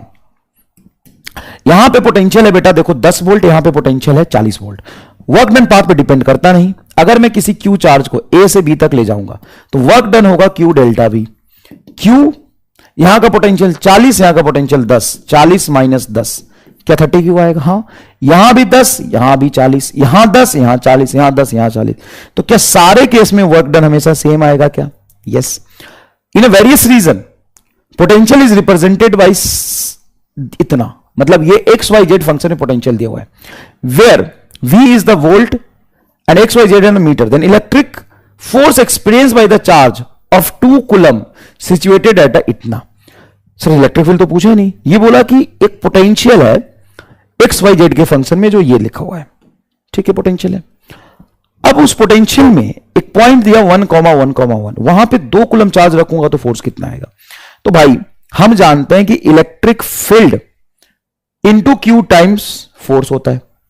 अगर मैं इलेक्ट्रिक फील्ड निकाल दूं, उसको 2 कूलम से मल्टीप्लाई कर दूंगा, चार्ज की वैल्यू से मल्टीप्लाई कर दूंगा, तो क्यू ही फोर्स आ जाएगा। डन है, 14 का सवाल है ये। अब हमें मेरा काम है इलेक्ट्रिक फील्ड निकालना। तो इलेक्ट्रिक फील्ड निकालने के लिए सबसे पहले मैं EX निकालूंगा, जो कि होगा dV by dx I cap. Clear है क्या। सबसे पहले इलेक्ट्रिक फील्ड का एक्स कंपोनेंट निकालूंगा, पूरे पोटेंशियल को एक्स के साथ डिफरेंशिएट करके। अगर मैं इसको एक्स के डिफरेंशिएट करूंगा तो बताओ क्या बचेगा। सर माइनस तो बाहर रखो, 6x का डिफरेंशिएशन एक्स के साथ बचेगा 6, माइनस 8xy है तो माइनस 8y बाहर जाएगा, एक्स का डिफरेंशिएशन एक्स के रिस्पेक्ट में 1, y का एक्स के रिस्पेक्ट में देखो दोनों में 8 और y में एक्स है ही नहीं, यहां पे एक्स है ही नहीं, तो ये आएगा आपका आई कैप। यहां पे 1,1,1 रखोगे तो y को 1 रखोगे तो 6 माइनस 8 हो जाएगा आपका -2 प्लस 2, तो ये हो जाएगा 2i कैप। देख लो EY इलेक्ट्रिक फील्ड को y के साथ डिफरेंशिएट करना, 6x में कहीं y नहीं है तो खत्म, माइनस dv बटा dy j कैप। चलिए इस फॉर्मूले के माइनस को बाहर रखता हूं, y के साथ डिफरेंस 0, यहां पे y के साथ करूंगा तो माइनस 8x आएगा, y का y के साथ 0, 8y तो 8 बाहर और y का डिफरेंस 0, यहां पे क्या आएगा तो 6z कांस्टेंट y का करोगे तो y के साथ 1 प्लस 6z आएगा j कैप। 1 पुट करो तो 1 1, तो 1 मिनट, ये भी माइनस ये भी माइनस, ये वाला प्लस आएगा, ठीक है। तो ये माइनस आपका बाहर में है, 1 1 एंड 1 पुट करोगे तो -8 प्लस 6 j कैप। तो 8 8 16, 8 8 16 -16 प्लस 6 -10 प्लस -10 और माइनस मल्टीपल होगा +10 जे कैप आएगा। ठीक है, जेड देख लेते भाई, इसका जेड के साथ डिफरेंस 0, इसका भी जेड के साथ 0, इसमें जेड ही नहीं, इसमें भी जेड के साथ 0, इसमें जेड है, तो 6y कांस्टेंट की तरफ बाहर होगा, जेड का जेड के साथ 1, तो -6y आएगा। तो ये 6 जे के कैप, राइट, 6 के कैप। अब यहां पे इलेक्ट्रिक फील्ड का मैग्नीट्यूड निकालोगे तो होगा √x वाले कंपोनेंट 2 का होल स्क्वायर 4, 2 का होल स्क्वायर 4 प्लस 10 का होल स्क्वायर 100, 6 का होल स्क्वायर 36, 36 4 40, √140, √140। √140 को मैं लिख सकता हूं 35 गुना 4, लिख सकता हूं 35 हाँ लिख सकता हूं, 4 रूट के बाहर जाएगा तो ये बनेगा 2√35, तो 2√35 आपका इलेक्ट्रिक फील्ड आ गया। तो 2 इंटू 2√35, तो ये हो जाएगा 4√35 Newton is your correct answer. बेटा पेशेंटली आपको पहले इलेक्ट्रिक फील्ड का डिफरेंशिएट पूरे पोटेंशियल का पहले x के साथ करना पड़ेगा, बाकी सबको कांस्टेंट मानते हुए, फिर y के साथ करना पड़ेगा, बाकी सबको कांस्टेंट मानते हुए, फिर z के साथ करना पड़ेगा, बाकी सारे को कांस्टेंट मानते हुए। क्लियर है क्या ये बात? एकदम क्रिस्टल क्लियर है क्या? ये v है आपका 4x स्क्वायर, तो यहां पे v इज इक्वल टू बस 4x स्क्वायर है, तो ऑब्वियस सी बात है सिर्फ x के साथ करोगे, y के साथ करोगे तो 4 और x में y है ही नहीं, z के साथ करोगे तो z के लिए 4 और x दोनों कांस्टेंट है, सिर्फ आप x के साथ करोगे आंसर आ जाएगा। ये बहुत इजी सवाल है, कोई खास बात नहीं, आप कर लेना। ये सवाल मैंने खुद लिखा है क्या कि v इज इक्वल टू मैंने लिखा है x square y z plus x y square z plus x y z square. आपको निकालना इलेक्ट्रिक फील्ड, तो इलेक्ट्रिक फील्ड होता है माइनस, बाहर ही रख लो, खत्म करो, पहले होगा dv बाई dx, तो पूरे को पहले x से डिफरेंशिएट करो, तो yz आपका कांस्टेंट की तरह रहेगा और एक्स स्क्वायर का x के साथ आएगा 2x प्लस यहां पे x के साथ करोगे तो y स्क्वायर जेड, बिल्कुल सही है, x का x के साथ 1 y स्क्वायर जेड प्लस यहां पे x के साथ करोगे तो y जेड स्क्वायर। भाई साहब ये पूरा आई क्या पाएगा, माइनस y के साथ करो तो इसका y के साथ करोगे तो x स्क्वायर जेड कांस्टेंट होगा, क्या होगा x स्क्वायर जेड कांस्टेंट होगा, y का y के साथ 1, y स्क्वायर है तो ये होगा 2xyz, बिल्कुल सही है, प्लस इसका y के साथ करोगे तो x जेड स्क्वायर जे कैप, माइनस क्यों, फॉर्मूले का होता है, z के साथ करोगे तो x स्क्वायर y आएगा, पहले term x square y, z का z के साथ 1, दूसरा x y square plus x y square, और तीसरा होगा एक्स वाई बाहर, जेड स्क्वायर का 2z, 2xyz। भाई साहब समझ आया क्या, क्लियर है क्या? नेक्स्ट देखिए, a charge q and minus q are placed at the point A and B. A पर चार्ज है आपका प्लस q, बी पर चार्ज है आपका माइनस q, बीच डिस्टेंस अपार्ट 2l, इन दोनों के बीच में डिस्टेंस है बेटा 2l, उसका आधा ये L पे है, ये L पे है, C इनके मिड पॉइंट पे L पे। The work done in moving a charge plus Q along the semi circular arc CRT। अब यहां पे हमें क्या करना है, एक प्लस क्यू चार्ज को उठाना है, इस प्लस क्यू चार्ज को उठा के यहां रखना है। तो जिस प्लस क्यू चार्ज को हम उठा रहे हैं उसको एक ही चार्ज के फील्ड के अंदर उठा रहे हैं कि दो चार्ज का फील्ड है, तो दो चार्ज का फील्ड है। कौन से दो चार्ज का फील्ड है, ध्यान से देखो, तो एक ये प्लस क्यू चार्ज है और एक माइनस क्यू चार्ज है। अब एक बात बताना, इस माइनस क्यू चार्ज के फील्ड में यहां से यहां तक तुम उठा के रख रहे हो, तो इस माइनस क्यू चार्ज की वजह से यहां पे पोटेंशियल और यहां पे पोटेंशियल सेम है क्या? हाँ, तो वर्क डन होता है जिस चार्ज को आप घुमाते हो वो charge into change in potential, जिस दो पॉइंट के बीच में लेके जा रहा हूं। तो चार्ज की वैल्यू क्यू और इस चार्ज की वजह से यहां और यहां पोटेंशियल सेम आएगा, तो डेल्टा वी 0, तो 0 वर्क डन होगा इन the field of minus Q. और जब प्लस क्यू के फील्ड में देखोगे तो चार्ज आपका क्यू और इस क्यू के वजह से फाइनल यहां पे पोटेंशियल क्या होगा, ये एल ये एल ये एल, तो के small Q by 3l minus, जब ये चार्ज यहां पे था तो यहां से डिस्टेंस कितनी है एल, के क्यू बाई एल। क्या ये आएगा? यस, क्यू बाहर, के क्यू बाहर, एल भी बाहर, 1/3 माइनस 1, तो ये हो जाएगा आपका -2/3, -2/3, के की वैल्यू रखोगे 1/4 pi epsilon not into Q by L, तो 2 कटेगा, 3 दूना 6, 6 के टर्म्स में आएगा आंसर और निगेटिव आ रहा, थर्ड आंसर आ जाएगा। क्लियर है क्या? Electric dipole of P align parallel to the uniform electric field E then energy required to rotate the dipole by 90 degree. सुनो यहां पे क्या बोला है, the energy required to rotate the dipole, ये नहीं बोला कौन रोटेट करने वाला है। तो हमेशा आप यूज करोगे वर्क बराबर डेल्टा यू जब कोई भी पर्टिकुलर एजेंट मेंशन ना हो कि कौन रोटेट करेगा या कौन वर्क डन करेगा। तो ये बात क्लियर है। और आप जानते हो कि किसी भी डाइपोल को इलेक्ट्रिक फील्ड में रखते हैं तो उस पर जो टॉर्क लगता है वो जरूर होता है P क्रॉस E, मतलब PE साइन थीटा, लेकिन जो उसमें पोटेंशियल एनर्जी स्टोर होता है वो होता है माइनस P डॉट E, मतलब माइनस PE कॉस थीटा। ये स्टोर्ड पोटेंशियल एनर्जी है डाइपोल में। ये क्या है बेटा, डाइपोल में स्टोर्ड पोटेंशियल एनर्जी। अब हम यहां पे क्या लिख रहे हैं, हम लिख रहे हैं कि dipole moment P aligning parallel to the uniform electric field, then energy required to rotate the dipole by 90 degree. तो वर्क डन बराबर होगा final potential energy minus initial change को, तो ये लिखोगे। फाइनली वो 90 डिग्री पे आ गया तो cos 90 होता है 0। इनिशियल पोटेंशियल एनर्जी 0 डिग्री पर क्या होगा, cos 0 आपका होगा 1 माइनस PE, तो टोटल वर्क डन आएगा प्लस 2PE। क्लियर है क्या ये बात, 2PE आएगा, P स्क्वायर ही थोड़ी ना आएगा, एनर्जी 2PE आ जाएगा। क्लियर है क्या ये बात। इसमें आपसे पूछा है torque and potential energy, torque होता है P sine theta, potential energy होता है माइनस PE कॉस थीटा। सवाल पढ़ लीजिएगा, वही चीज कह रहा है, कोई खास बात नहीं है, ये तो हमने कर लिया, वही तो है, ये दोबारा क्यों आ गया भाई। चलिए कोई बात नहीं। Next is electrostatic of conductors. ये बहुत इंपॉर्टेंट है कि कंडक्टर की इलेक्ट्रोस्टैटिक कंडीशंस क्या क्या होती है। क्या बेटा, कंडक्टर की इलेक्ट्रोस्टैटिक कंडीशंस क्या क्या होती है। तो आइए जरा समझते हैं ध्यान से इसको। पहला, electric field inside is zero, inside conductor is zero where conducting matter is present. Electric field inside conductor is zero where conducting matter is present under electrostatic condition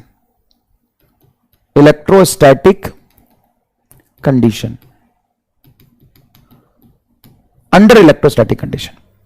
जरा हम इसको फिर से ध्यान से पढ़ते हैं क्या कह रहा है। देखो अगर कहीं लिख दे कि electric field inside conductor is zero, तो ये कहना गलत है। Electric field inside conductor is zero, ये कहना गलत है। क्या रीजन है, क्या रीजन है,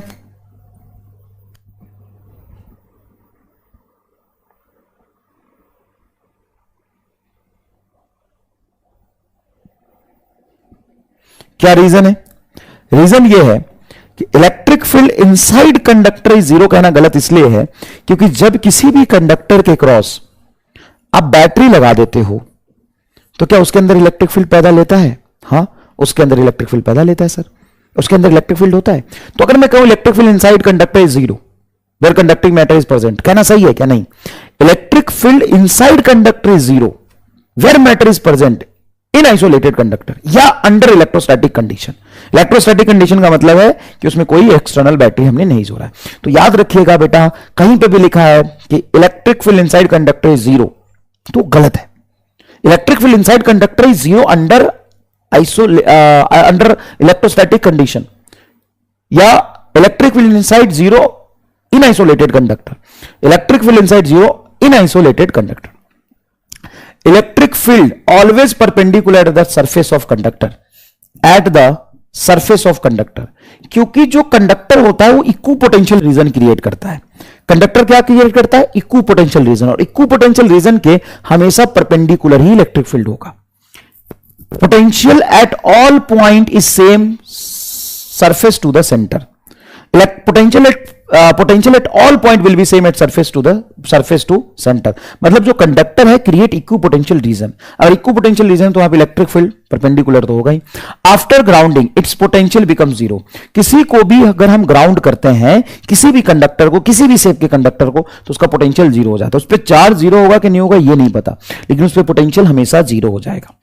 सरफेस ऑफ कंडक्टर पे electric field sigma upon epsilon not ही होता है, चाहे वो कैसा भी कंडक्टर हो।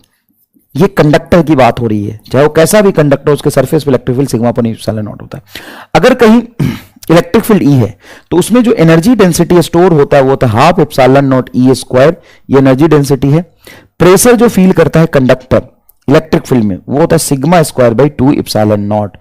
Charge density higher at a sharp point, conductor के शार्प पॉइंट पे चार्ज डेंसिटी हाई रहता है, कंडक्टर के शार्प पॉइंट पे चार्ज डेंसिटी हाई रहता है। जहां पे शार्प पॉइंट होगा ना, वहां पे चार्ज ज्यादा एकुमुलेट होगा। जहां पे अगर चार्ज कुछ दोगे ना इस कंडक्टर को, तो इस रीजन में चार्ज ज्यादा एकुमुलेट होगा इस रीजन के कंपेयर में। अगर मैं पोटेंशियल की वैल्यू पूछूं तो सब जगह सेम। कंडक्टर की प्रॉपर्टी होता है कि अपने हर जगह पे सेम पोटेंशियल बना के रखता है। आइसोलेटेड कंडक्टर अगर है तो, अगर आइसोलेटेड कंडक्टर है तो हर जगह पे पोटेंशियल सेम बना के रखेगा। सर ये समझ नहीं आया क्यों सेम बना के रखेगा, और मैं उसका रीजन भी समझाता हूं। जैसे मान लो कोई कंडक्टर है, ये कोई कंडक्टर है और आइसोलेटेड कंडक्टर, इसमें बैटरी हमने नहीं जोड़ा, सर ठीक है, और बैटरी हमने नहीं जोड़ा, और मान लो यहां पे पोटेंशियल ज्यादा है, यहां पे पोटेंशियल कम है। सर ऐसे करोगे तो करंट फ्लो कर जाएगा, ऐसे मत करो। हाँ तो करंट फ्लो कर सकता है, हाँ तो करंट फ्लो तब करेगा ना जब पोटेंशियल डिफरेंस आप क्रिएट करोगे कोई एक्सटर्नल एजेंट जोड़ के। हाँ अगर सिंपल कहीं कंडक्टर रखा है तो क्या कोई भी कंडक्टर में करंट फ्लो कर रहा होता है क्या? मान लो ये कंडक्टर है, हाँ स्टील कंडक्टर है, और इसको मैं टच करूंगा तो मुझे करंट तो नहीं मार रहा। क्यों नहीं मार रहा? क्योंकि इसमें करंट नहीं है। अगर करंट नहीं है तो पोटेंशियल डिफरेंस नहीं है, क्योंकि पोटेंशियल डिफरेंस होता तो करंट होता। बोलो मजा आया कि नहीं है? अगर पोटेंशियल डिफरेंस होता तो करंट होता, करंट नहीं है मतलब पोटेंशियल डिफरेंस नहीं, पोटेंशियल डिफरेंस नहीं मतलब हर जगह पोटेंशियल सेम है। तो किसी भी शेप का कंडक्टर हो, किसी भी शेप का कंडक्टर हो, किसी भी शेप का कंडक्टर हो, उसके हर पॉइंट पे पोटेंशियल सेम होता है। पहली बात तो ये, पहली बात तो ये। दूसरी एक इंपॉर्टेंट बात और, जिसमें रीड पे बहुत सारे सवाल पूछे, दूसरी इंपॉर्टेंट बात और कि एक कंडक्टर को अगर आप किसी दूसरे कंडक्टर से जोड़ते हो तो क्या होता है? अगर मैं इस की को क्लोज करूं, मान लो कि ये कंडक्टर है जिसका रेडियस है R1, इस पर चार्ज है कुछ Q1, ये कंडक्टर है जिसका रेडियस R2, इस पर चार्ज है कुछ Q2। अगर मैं यहां पे की को क्लोज कर दूं तो क्या होगा? व्हेन की इज क्लोज्ड, व्हेन की इज क्लोज्ड, की इज क्लोज्ड, तो अगर की क्लोज हुआ तो सबसे पहला चीज जो होगा कि पोटेंशियल दोनों का सेम हो जाएगा। अगर पोटेंशियल दोनों का सेम नहीं है, अगर अलग अलग पोटेंशियल है, तो पक्की बात है कि अगर पोटेंशियल डिफरेंट है तो पोटेंशियल डिफरेंट है तो कहीं एक हाई होगा एक लो होगा। ऐसे कैसे होगा? डिफरेंट तो डिफरेंट, अरे भाई डिफरेंट है तो ज्यादा कम तो होगा ना, नहीं बराबर है लेकिन डिफरेंट है, ऐसा थोड़ी ना होगा बराबर है तो डिफरेंट है, बराबर है तो इक्वल हो गया। अगर डिफरेंट है तो कहीं ज्यादा कहीं कम होगा, हाँ तो कम, ज्यादा से कम की तरफ करंट फ्लो करेगा, ज्यादा से कम की तरफ क्या होगा? करंट फ्लो करेगा। लेकिन क्या करंट फ्लो करता है? नहीं करता सर, करंट फ्लो तो नहीं करता। हां सर पहले चार्ज फ्लो करेगा लेकिन धीरे धीरे ये कुछ चार्जेस का रेशियो बांट लेगा, फिर करंट फ्लो करना बंद कर देगा। ऐसा तो नहीं है कि दो कंडक्टर जोड़ दोगे अनंत काल तक करंट फ्लो करता रहेगा, नहीं। अगर उस पर चार्ज Q1 बहुत ज्यादा है, Q2 बहुत कम है, की को क्लोज करोगे तो थोड़ी देर तक चार्ज फ्लो होगा, लेकिन फाइनली चार्ज क्या हो जाएगा? फ्लो करना बंद हो जाएगा। हां सर ये बात तो चमक गया कि फाइनली चार्ज फ्लो करना अगर बंद हो गया, फाइनली चार्ज फ्लो करना अगर बंद हो गया,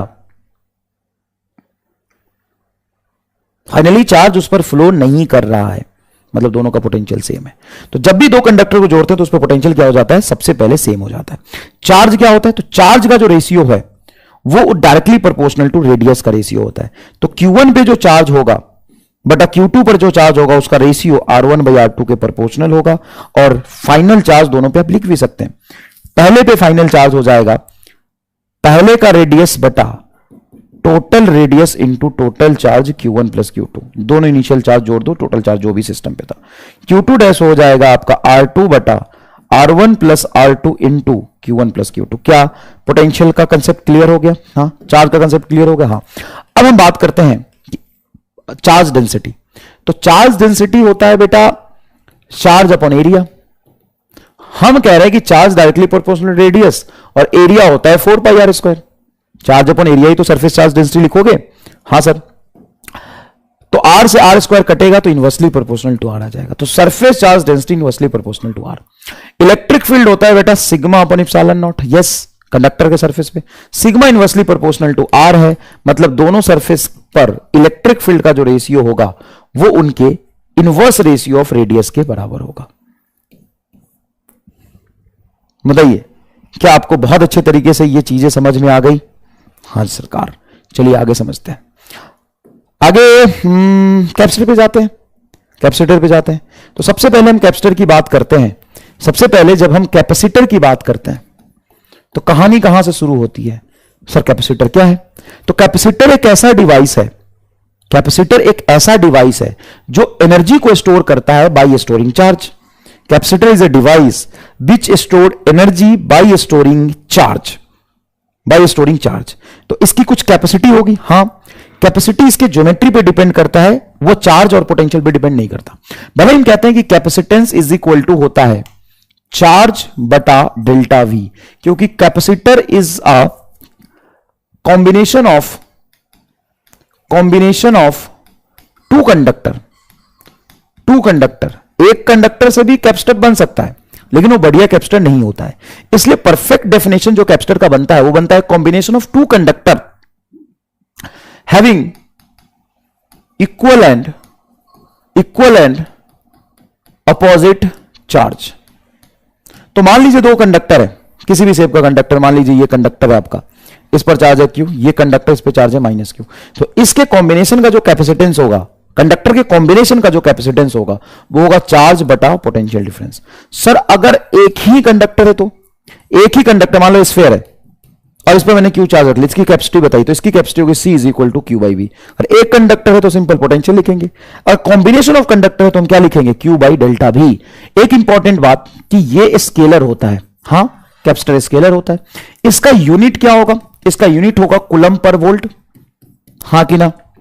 बिल्कुल सही बात है यार, कूलम पर वोल्ट नहीं होगा क्या इसका यूनिट? यस, चार्ज बटा potential coulomb per volt. Sir वैसे तो इसको हम फैराड बोलते हैं, हाँ फैराड तो होगा ही, कूलम पर वोल्ट को ही फैराड बोलते हैं, ठीक है।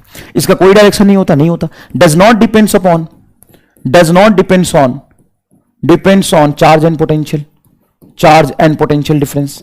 ये चार्ज एंड पोटेंशियल डिफरेंस पे डिपेंड नहीं करता, किस पे डिपेंड करता है? Depends on geometry of capacitor. Geometry of capacitor, ये किस पे डिपेंड करता है? कैपेसिटर के ज्योमेट्री पे डिपेंड करता है। अगर मैं एक आइसोलेटेड स्फीयर ले लूं, इसका कैपेसिटेंस पूछूं, क्या निकालोगे? तो सर अगर ये आर रेडियस का स्फीयर है तो सबसे पहले तो इस पर मान लो क्यू चार्ज है। सर चार्ज पे डिपेंड ही नहीं करता, मान लिया क्यू चार्ज है, तो उसके वजह से इस पे पोटेंशियल कितना डेवलप होगा? चार्ज बटा पोटेंशियल का रेशियो को कैपेसिटेंस कहते हैं। तो चार्ज तो आपने क्यू रखा है, पोटेंशियल सरफेस पर क्या होगा? के Q by capital R. Surface पर नहीं, सरफेस से लेके अंदर हर जगह पे पोटेंशियल तो यही रहता है, हाँ क्यू से क्यू कटेगा, आर ऊपर बटा के को लिखते हैं 1/4 pi epsilon not, 1/4 pi epsilon not ऊपर चला जाएगा, तो C इज इक्वल टू आ गया 4 पाई एप्सिलॉन नॉट आर। ये एक स्फीयर का कैपेसिटेंस है। इसकी capacitance is directly proportional to radius होगी क्या? यस, इसकी कैपेसिटेंस क्या होगी? डायरेक्टली प्रोपोर्शनल टू क्या होगी? रेडियस होगी। इसकी कैपेसिटेंस क्या होगी? डायरेक्टली प्रोपोर्शनल टू रेडियस होगी। अब नीट में एक बहुत ही फ्रीक्वेंट सवाल पूछते हैं, किस चीज पर? कि इन स्मॉल स्फीयर, देखिए भाई साहब, in small sphere each of size small r having charge q combined to form of bigger sphere। अगर सबकी कैपेसिटेंस C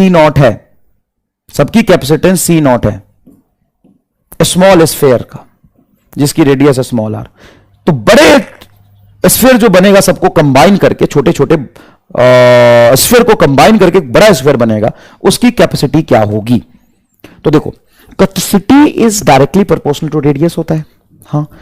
इसकी कैपेसिटेंस C नॉट बटा इसकी कैपेसिटेंस में C मान लेता हूं, बराबर इसका रेडियस स्मॉल r बटा रेडियस कैपिटल r। क्या ये लिखने में कोई बुराई है? नहीं सर, अगर मैं यहां पे C नॉट की वैल्यू लिखूंगा भी तो आएगा 4 pi epsilon not small r, और इसकी वैल्यू लिखूंगा तो ये होगा 4 pi epsilon not capital R। तो हमें पता है कि 4 पाई एप्सिलॉन नॉट दोनों में सेम है, तो C not 4 pi epsilon not small r, C 4 pi epsilon not R, यही लिखेंगे, हाँ। अब हम जानते हैं कि बहुत सारे छोटे स्फीयर को हम मिला के बड़ा स्फीयर बनाएंगे, तो उसकी जो रेडियस होगी कैपिटल R वो होती है n का पावर 1/3 इंटू स्मॉल r।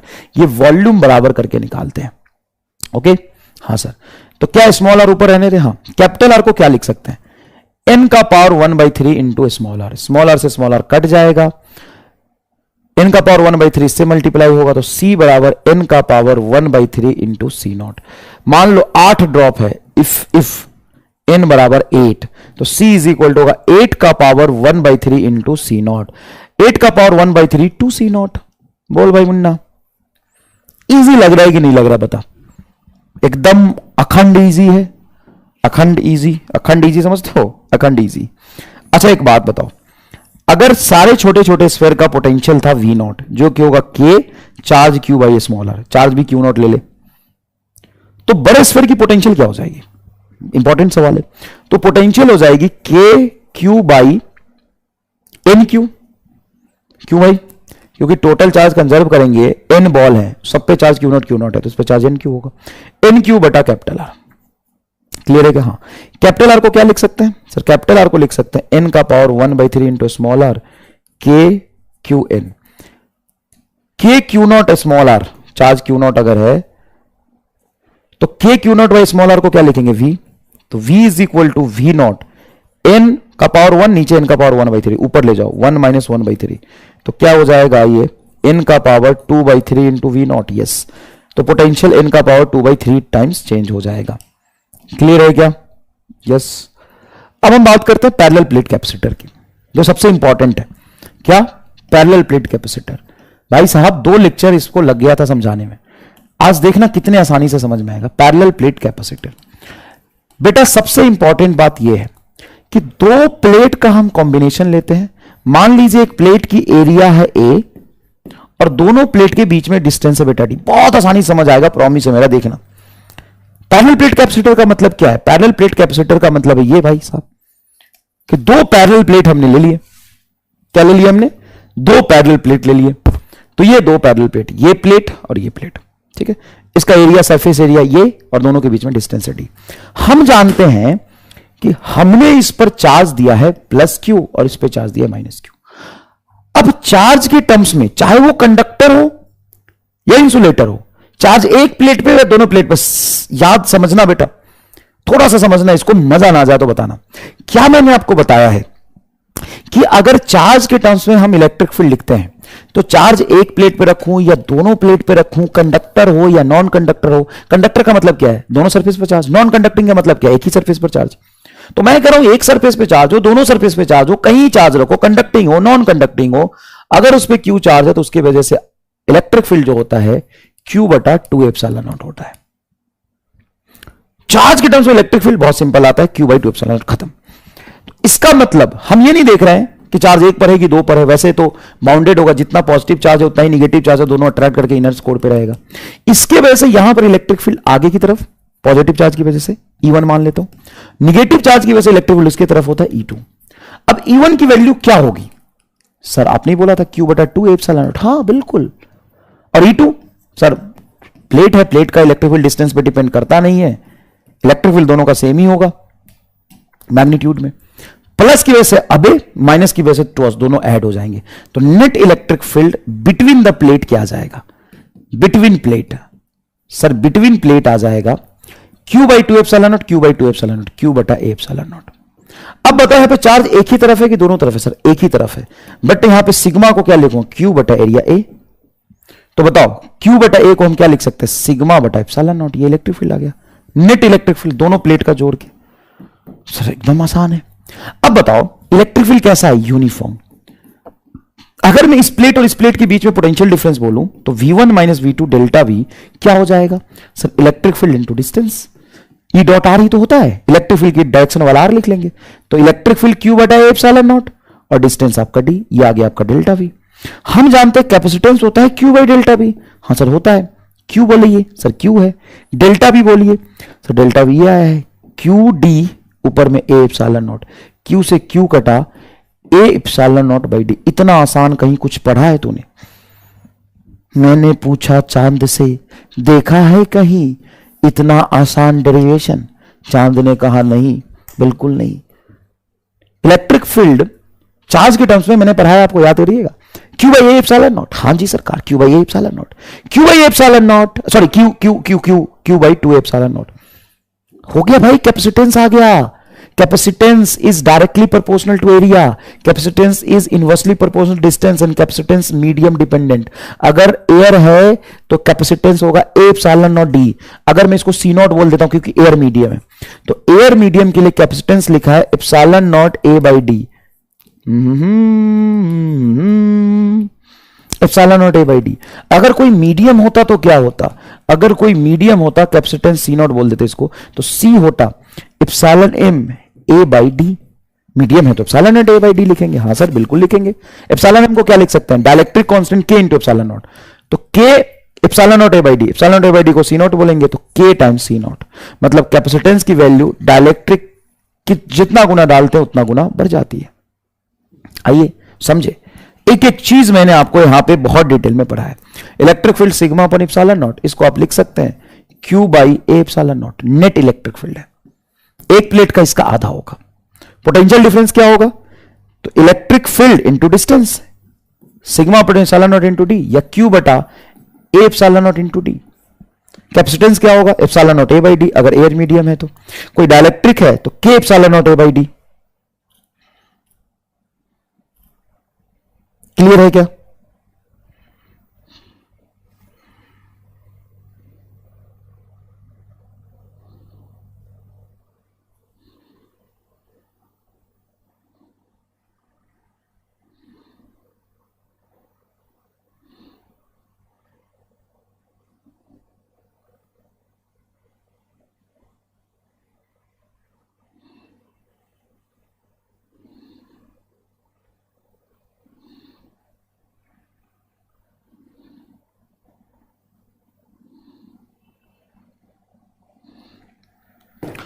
क्या होगा, डाइलेक्ट्रिक है तो देखो के epsilon naught A by D.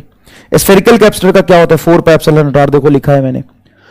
Force on a plate क्या होगा, तो एक प्लेट की वजह से दूसरे प्लेट पर फोर्स लेंगे, तो देखो फोर्स को हम कैसे लिखते हैं, देखो बेटा फोर्स को हम क्या लिखेंगे, Q into electric field due to one plate, due to one plate. एक ही प्लेट का हम इलेक्ट्रिक फील्ड लेंगे, और एक प्लेट का इलेक्ट्रिक फील्ड क्या होगा, एक प्लेट का इलेक्ट्रिक फील्ड होगा Q by two A epsilon not.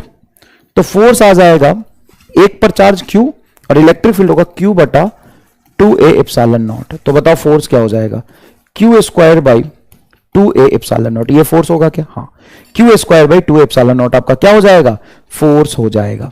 ठीक है। प्रेशर क्या होता है सर, प्रेशर होता है force upon area, force upon area. तो ये हो जाएगा क्यू स्क्वायर बटा एरिया से डिवाइड करेंगे two A square epsilon naught. Q by A को सिग्मा कह सकते हैं, तो sigma square by two epsilon naught को हम क्या बोल देंगे, प्रेशर बोल देंगे। और प्रेशर और एनर्जी डेंसिटी की फॉर्मूला सेम आता है। एनर्जी डेंसिटी मतलब एनर्जी पर यूनिट वॉल्यूम, तो प्रेशर को आप कह सकते हो energy stored per unit volume, energy stored per unit volume U by V, sigma square by two epsilon naught. देखो प्रेशर की बात करूं या एनर्जी डेंसिटी, एनर्जी डेंसिटी होता है energy by volume. Energy density क्या होता है बेटा, energy by volume, energy by volume. Spherical capacitor बेटा सिलेबस में नहीं है, लेकिन फॉर्मूला मैंने लिख दिया, इसको डायमेंशनली वेरीफाई करके एक बार देख लेना, और डायमेंशनली याद रखने की कोशिश करोगे तो हो भी जाएगा। और असल में ये पता है क्या है, अगर मान लो तुम्हें चार्ज डेंसिटी पता है, तो चार्ज बटा पोटेंशियल डिफरेंस, और मैंने लाइन चार्ज का पोटेंशियल डिफरेंस आपको लिखना सिखाया था, वो छोड़ो, ये नॉट इन सिलेबस है, नॉट इन सिलेबस है, बट इसको डायमेंशनली वेरीफाई करके एक बार देख लेना। 2 पाई एप्सिलॉन नॉट केएल बटा log R2 by R1। R1 outer radius है, स्फेरिकल कैपेसिटर में दो सिलेंड्रिकल कैपेसिटर में दो सिलेंडर लेंगे, बाहर वाले का रेडियस R2 और अंदर वाले का रेडियस R1, इसकी हाइट है L। तो 2 पाई एप्सिलॉन नॉट केएल बटा 2 पाई एप्सिलॉन नॉट L होगा, के नहीं आएगा, के क्यों आएगा भाई, 2 पाई एप्सिलॉन नॉट L बटा लॉग R2 बाई R1। ठीक है भाई, चलो अब यहां पे समझना एक बार कि हम बात कर रहे थे एनर्जी डेंसिटी, किसकी बात कर रहे थे, energy density.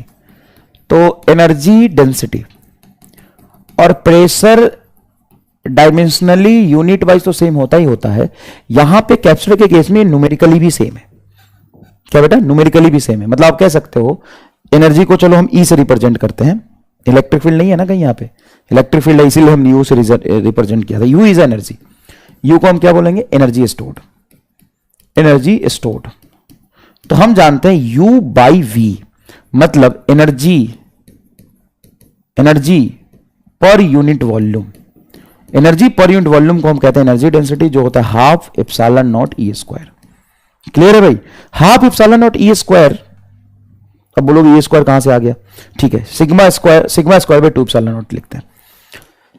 Sigma square by 2 epsilon not लिखते हैं। एक बात बताओ, दोनों प्लेट के बीच में इलेक्ट्रिक फील्ड की वैल्यू क्या है? सिग्मा अपन एप्सिलॉन नॉट है। हाँ, अब यहां पे sigma square by 2 epsilon not energy per unit volume है। अगर इसको मैं एप्सिलॉन नॉट से मल्टीप्लाई एप्सिलॉन नॉट से डिवाइड कर दूं तो सिग्मा स्क्वायर एप्सिलॉन नॉट का square, sigma square by epsilon not का होल स्क्वायर क्या होगा? इलेक्ट्रिक फील्ड का स्क्वायर। तो ये हो गया आपका हाफ, ये और ये पूरा मिलके सिग्मा स्क्वायर एप्सिलॉन नॉट का होल स्क्वायर हो गया electric field into epsilon not into electric field. तो इसको हम कहते हैं energy density. Energy density is nothing but energy stored per unit volume, अब सिर्फ एनर्जी अगर तुम्हें निकालना है, एनर्जी स्टोर्ड, तो एनर्जी स्टोर्ड कैसे निकालोगे? सर ये हो गया हाफ एप्सिलॉन नॉट ए स्क्वायर इंटू वॉल्यूम से मल्टीप्लाई करेंगे ए इंटू डी, और इसको जब सॉल्व करोगे तो ये आ जाता है बेटा हाफ सी वी स्क्वायर। कैसे आ जाएगा? करो, इलेक्ट्रिक फील्ड को लिखो V बाई एल और बाकी टर्म तुम्हारा C हो जाएगा हाफ सी वी स्क्वायर, या ये आ जाता है आपका Q स्क्वायर बाई 2C। ये क्या? Energy stored inside capacitor. Confuse होने की जरूरत नहीं है, सीरीज में पढ़ोगे अच्छे से सब कुछ चमकेगा। यहां पे फिर से कैपेसिटर लिखा है, K नहीं आता बेटा यहां पे, तो 2 पे एप्सिलॉन नॉट L बटा log R2 बाई R1 गलत लिखा है। स्फेरिकल कैपेसिटर का आप तो जानते हैं। जब आप कैपेसिटर को सीरीज में कनेक्ट करते हो बेटा, कैसे? सीरीज में कनेक्ट करने का मतलब होता है एक कैपेसिटर के बाद दूसरा, फिर तीसरा, फिर चौथा। सीरीज में एंड टू एंड कनेक्शन होता है। देखो, एक कैपेसिटर, फिर ये दूसरा कैपेसिटर, फिर ये तीसरा कैपेसिटर, फिर ये चौथा कैपेसिटर। देखो C1, C2, C3, C4। तो इसका जो C इक्विवेलेंट आएगा, सीरीज में उल्टे तरीके से जोड़ते हैं, इसका जो C इक्विवेलेंट आएगा 1/C equivalent is equal to 1/C1 plus 1/C2 plus 1/C3 plus 1/C4। ऐसा हम जोड़ना जानते हैं। C1, C2, C3 की वैल्यू यहां पर रख दो। अगर सारे आइडेंटिकल हैं तो all are identical and N capacitor है तो C equivalent is equal to आएगा C बाई एन। यहां पे जो सीरीज कॉम्बिनेशन में इक्विवेलेंट कैपेसिटेंस होता है वो छोटे वाले से भी छोटा होता है। सीरीज कॉम्बिनेशन में जो इक्विवेलेंट कैपेसिटेंस होता है वो छोटे वाले से भी क्या होता है? छोटा होता है। दूसरी बात, charge same on each capacitor and sum of potential is equal to the total potential of battery. Sum of potential is equal to total potential of the battery. क्या ये सही बात है क्या? हाँ। दूसरी बात कि सीरीज कॉम्बिनेशन में चार्ज सब पर सेम आता है। हाँ, आता है, चार्ज सब पर सेम आता है। तो हम क्या लिख सकते हैं? Q बराबर CV। हाँ, चार्ज सब पर सेम होगा सीरीज में। हाँ, तो potential is inversely proportional to capacitance होगा क्या? यस। तो पोटेंशियल का जो रेशियो होगा वो इनवर्स रेशियो ऑफ कैपेसिटेंस पे आएगा। यस, पोटेंशियल का रेशियो क्या होगा? इनवर्स रेशियो ऑफ कैपेसिटेंस पे आएगा। दूसरा, पैरेलल कॉम्बिनेशन की बात करेंगे तो पैरेलल कॉम्बिनेशन में होता है कि दोनों कैपेसिटर का पहला प्लेट एक साथ एंड दोनों कैपेसिटर का दूसरा प्लेट एक साथ, इसको कहते हैं पैरेलल कॉम्बिनेशन। दोनों में पोटेंशियल क्या होगा? सेम होगा और बैटरी के पोटेंशियल के बराबर आएगा। Potential drop same across each capacitor and equal to the potential of battery. Equal to potential of battery, equal to the potential of battery, and sum of charges equal to total charge flows through battery.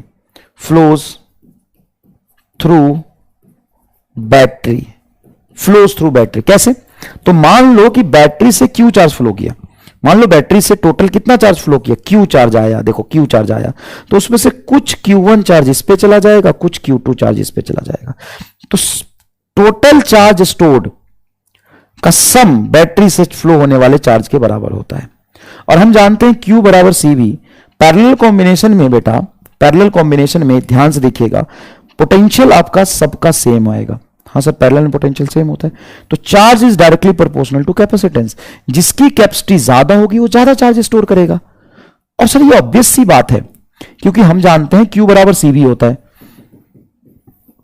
अब आपने parallel में जोड़ दिया, सबका potential same है तो charge उस पर ज्यादा होगा जिसकी कैपेसिटी ज्यादा होगी। Q is directly proportional to क्या है बेटा? C है। when two capacitor is connected with same polarity,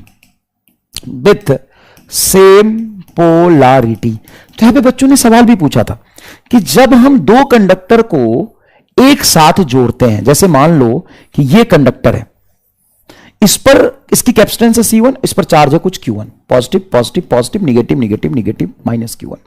यह है कैपेसिटेंस C2, इस पर चार्ज है बेटा Q2, इस पर चार्ज है माइनस Q2। क्लियर है क्या बेटा यहां पर? और ये आपका की। अब ध्यान से सुनिएगा जो मैं आपको बता रहा हूं। क्या तो वहां पे आपने सवाल पूछा था कि जब दो कैपेसिटर को हम जोड़ देते हैं तो दोनों का पोटेंशियल डिफरेंस सेम क्यों हो जाता है? कि जितना पोटेंशियल डिफरेंस इस प्लेट के क्रॉस, मान लो कि इसकी पोटेंशियल डिफरेंस चार्ज है तो कुछ होगा V1, ऑब्वियस सी बात है V1 बराबर होगा आपका Q1 बाई C1, और ये V2 बराबर होगा बेटा Q2 बाई C2 होगा। हाँ, तो हमने यहां पे आपको बताया था कि जब हम दोनों कैपेसिटर को जोड़ेंगे सेम पोलैरिटी के साथ, प्लस एंड प्लस और माइनस के साथ जोड़ेंगे, तो इसके बीच का जो पोटेंशियल डिफरेंस आएगा, मैं बोल देता हूं कि दोनों प्लेट के बीच का पोटेंशियल डिफरेंस V है, तो इसके भी दोनों प्लेट के बीच पोटेंशियल डिफरेंस V ही आएगा। ऐसा क्यों? ऐसा इसीलिए कि जब आप जोड़ोगे तो चार्ज फ्लो करेगा, और चार्ज हमेशा तक फ्लो करेगा कि फ्लो के बंद हो जाएगा? सर फ्लो के बंद हो गया, अब क्यों नहीं कर रहा? सर पोटेंशियल सेम हो गया। अब समझ में आया पोटेंशियल सेम क्यों होता है? हाँ, अगर पोटेंशियल सेम नहीं हो रहा तो charge always flows from high to low, charge always flow from high to low, तो चार्ज फ्लो करता रहेगा, चार्ज करता रहेगा। सर पोटेंशियल अभी ज्यादा चार्ज कर जाएगा हाई से लो। अब समझ में आया। तो बताओ कि अगर इसका पोटेंशियल V1 और कैपेसिटेंस C1, इसकी पोटेंशियल V2 एंड कैपेसिटेंस क्या है C2 इनिशियली, तो जब आप की को क्लोज करोगे तो दोनों कॉमन पोटेंशियल डिफरेंस क्रिएट करेगा। उस कॉमन पोटेंशियल डिफरेंस का वैल्यू होता है C1 V1 plus C2 V2 बटा C1 plus C2। Sir C1 V1 तो Q1 है। हाँ, अगर इस पर चार्ज आपको Q1 पता है, आप लिखेंगे Q1 प्लस दूसरे का चार्ज Q2 बटा C1 प्लस C2। जब आप सेम पोलरिटी से जोड़ते हैं तो उस केस में चार्ज फ्लो करता है तो एनर्जी लॉस भी होगा। हाँ, लॉस इन एनर्जी बेटा ये है, लॉस इन एनर्जी क्या होगा बताओ? Loss in energy, loss in energy क्या हो जाएगा? लॉस इन एनर्जी, हाँ सर,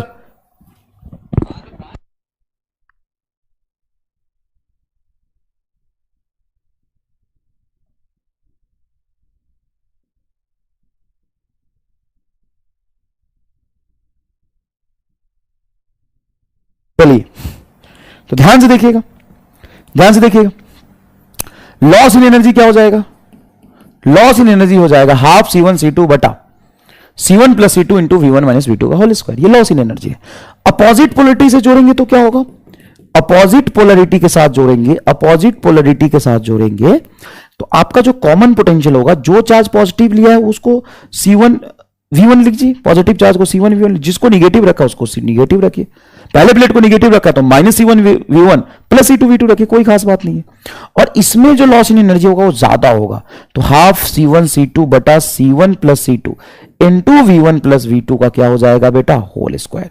ऐसा V1 square plus V2 square मत करिएगा, ये थोड़ा ध्यान रखिएगा। V1 square plus V2 square मत करिएगा, गलत हो जाएगा भाई साहब, समझ रहे हैं क्या? अब जब डाइलेक्ट्रिक को डालते हैं सीरीज एंड पैरेलल में, उसका कंसेप्ट समझ लीजिए कि मान लीजिए ये आपने कैपेसिटर प्लेट लिया और यहां पे आपने एक कंडक्टर डाला जिसकी डाइलेक्ट्रिक कांस्टेंट है K1, फिर दूसरा कंडक्टर डाला जिसकी डाइलेक्ट्रिक कांस्टेंट है K2, फिर तीसरा कंडक्टर डाला जिसकी डाइलेक्ट्रिक कांस्टेंट K3। तो सबसे पहले समझिए ये आपने डाला सीरीज में। सीरीज में क्या सेम रहता है? एरिया सेम रहता है। इसका डिस्टेंस D1, इसका डिस्टेंस D2, इसका डिस्टेंस D3। तो इसका जो कैपेसिटेंस आएगा वो एप्सिलॉन नॉट A बटा D1 बटा K1 प्लस D2 बटा K2 प्लस D3 बटा K3 रहेगा। सब बिल्कुल समझ में आया? अब मान लो ये कैपेसिटर है, इसके प्लेट के बीच में डिस्टेंस D है, एरिया A है, और इस T मोटाई में मैंने डाइलेक्ट्रिक डाला है। कितने मोटाई में? T मोटाई में। इसका कैपेसिटेंस क्या होगा? C इज इक्वल टू होगा एप्सिलॉन नॉट A, ध्यान दीजिएगा बेटा, एप्सिलॉन नॉट A बटा मोटाई T बटा K प्लस T मोटाई के बटा एयर का मोटाई कितना है तो D में से T घटा दो, D माइनस T बटा एयर की डाइलेक्ट्रिक कांस्टेंट 1। ये कैपेसिटेंस आती है क्या? हाँ। पैरेलल में क्या होता है? पैरेलल में बेटा जैसे मान लो ये प्लेट है तो यहां तक तूने डाल दिया A1 एरिया में K1, फिर इसमें डाल दिया आपने K2, फिर इसमें डाल दिया आपने K3। तो भाई सबका डिस्टेंस तो सेम है। हाँ, तो नीचे D सबका सेम आ जाएगा, तो epsilon not by D K1 A1 K2 A2 K3 A3। ओ भाई साहब देखो, epsilon not by D A1 K1 A2 K2 A3 K3 आ जाएगा। क्लियर है? अभी कुछ सवाल है, इलेक्ट्रिक फील्ड लाएंगे वहां पे पोटेंशियल कम हो जाता है। ये मैंने सवाल दिए हैं कि capacitor is charged then battery removed and dielectric place, battery अगर हटा दिया तो चार्ज को चेंज करने के लिए कोई नहीं बचेगा, तो चार्ज आपका सेम रह जाएगा, क्यू नॉट के बराबर रह जाएगा। बैटरी हटा के अगर डालते हैं, बैटरी अगर है तो पोटेंशियल सेम रहेगा, बैटरी हटा के डाले तो चार्ज सेम एंड कैपेसिटेंस के गुना बढ़ गया, डाइलेक्ट्रिक डाला है तो। यहां पे क्या है, capacitor is charge and dielectric place, battery remains connected. अगर बैटरी कनेक्टेड है पोटेंशियल सेम। अगर ये समझ आया तो सारा कंसेप्ट आप अच्छे से लिख लेंगे क्या? हाँ। एक सवाल यहां पे सीरीज पैरेलल में दिया कि 50 वोल्ट की बैटरी लगाई है, 4 microfarad, 20 microwatt, 5 microwatt, 4 microwatt, find charge on 20 microfarad. इस 20 माइक्रोफैराड पे चार्ज क्या होगा? अब देखो सवाल क्या पूछा, अंदर घुस के पूछा है कि इस पर चार्ज की वैल्यू मेरे से पूछी है, कैसे निकालें यार?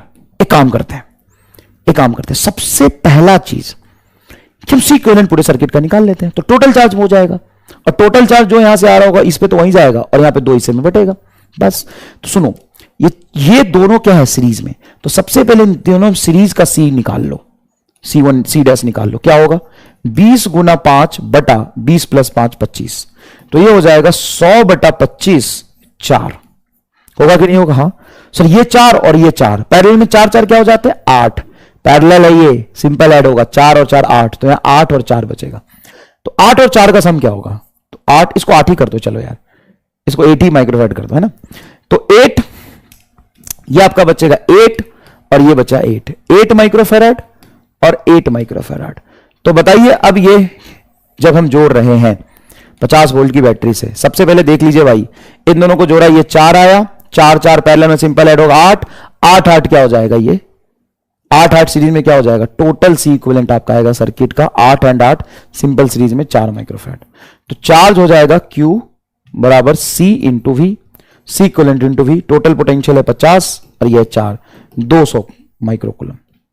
200 माइक्रोकूलम जो चार्ज बैटरी से निकला है, बैटरी का पोटेंशियल डिफरेंस इसके अक्रॉस हमने सी निकाले 200, तो 200 तो यहां पहुंचेगा। अब ऊपर 4 और नीचे भी 4, तो आधा बचेगा, इस पे 100 इस पे 100, तो फाइनल आंसर आ जाएगा 100। अगर समझ आ गया तो जरूर लिखना कि 100 सर समझ आ गया, नहीं आया अगले लेक्चर में हम बता देंगे आपको, कोई दिक्कत नहीं है। धन्यवाद, जय हिंद जय भारत। ठीक है, और एक लेवल अप लेक्चर बनाऊंगा मैं, इलेक्ट्रिक फील्ड एंड चार्ज का भी और इलेक्ट्रिक पोटेंशियल का भी लेवल अप लेक्चर जल्दी मिलेगा। अरे धुआं उड़ा देंगे, अब तो हम फॉर्म में आए, अब देखो होता है आगे क्या।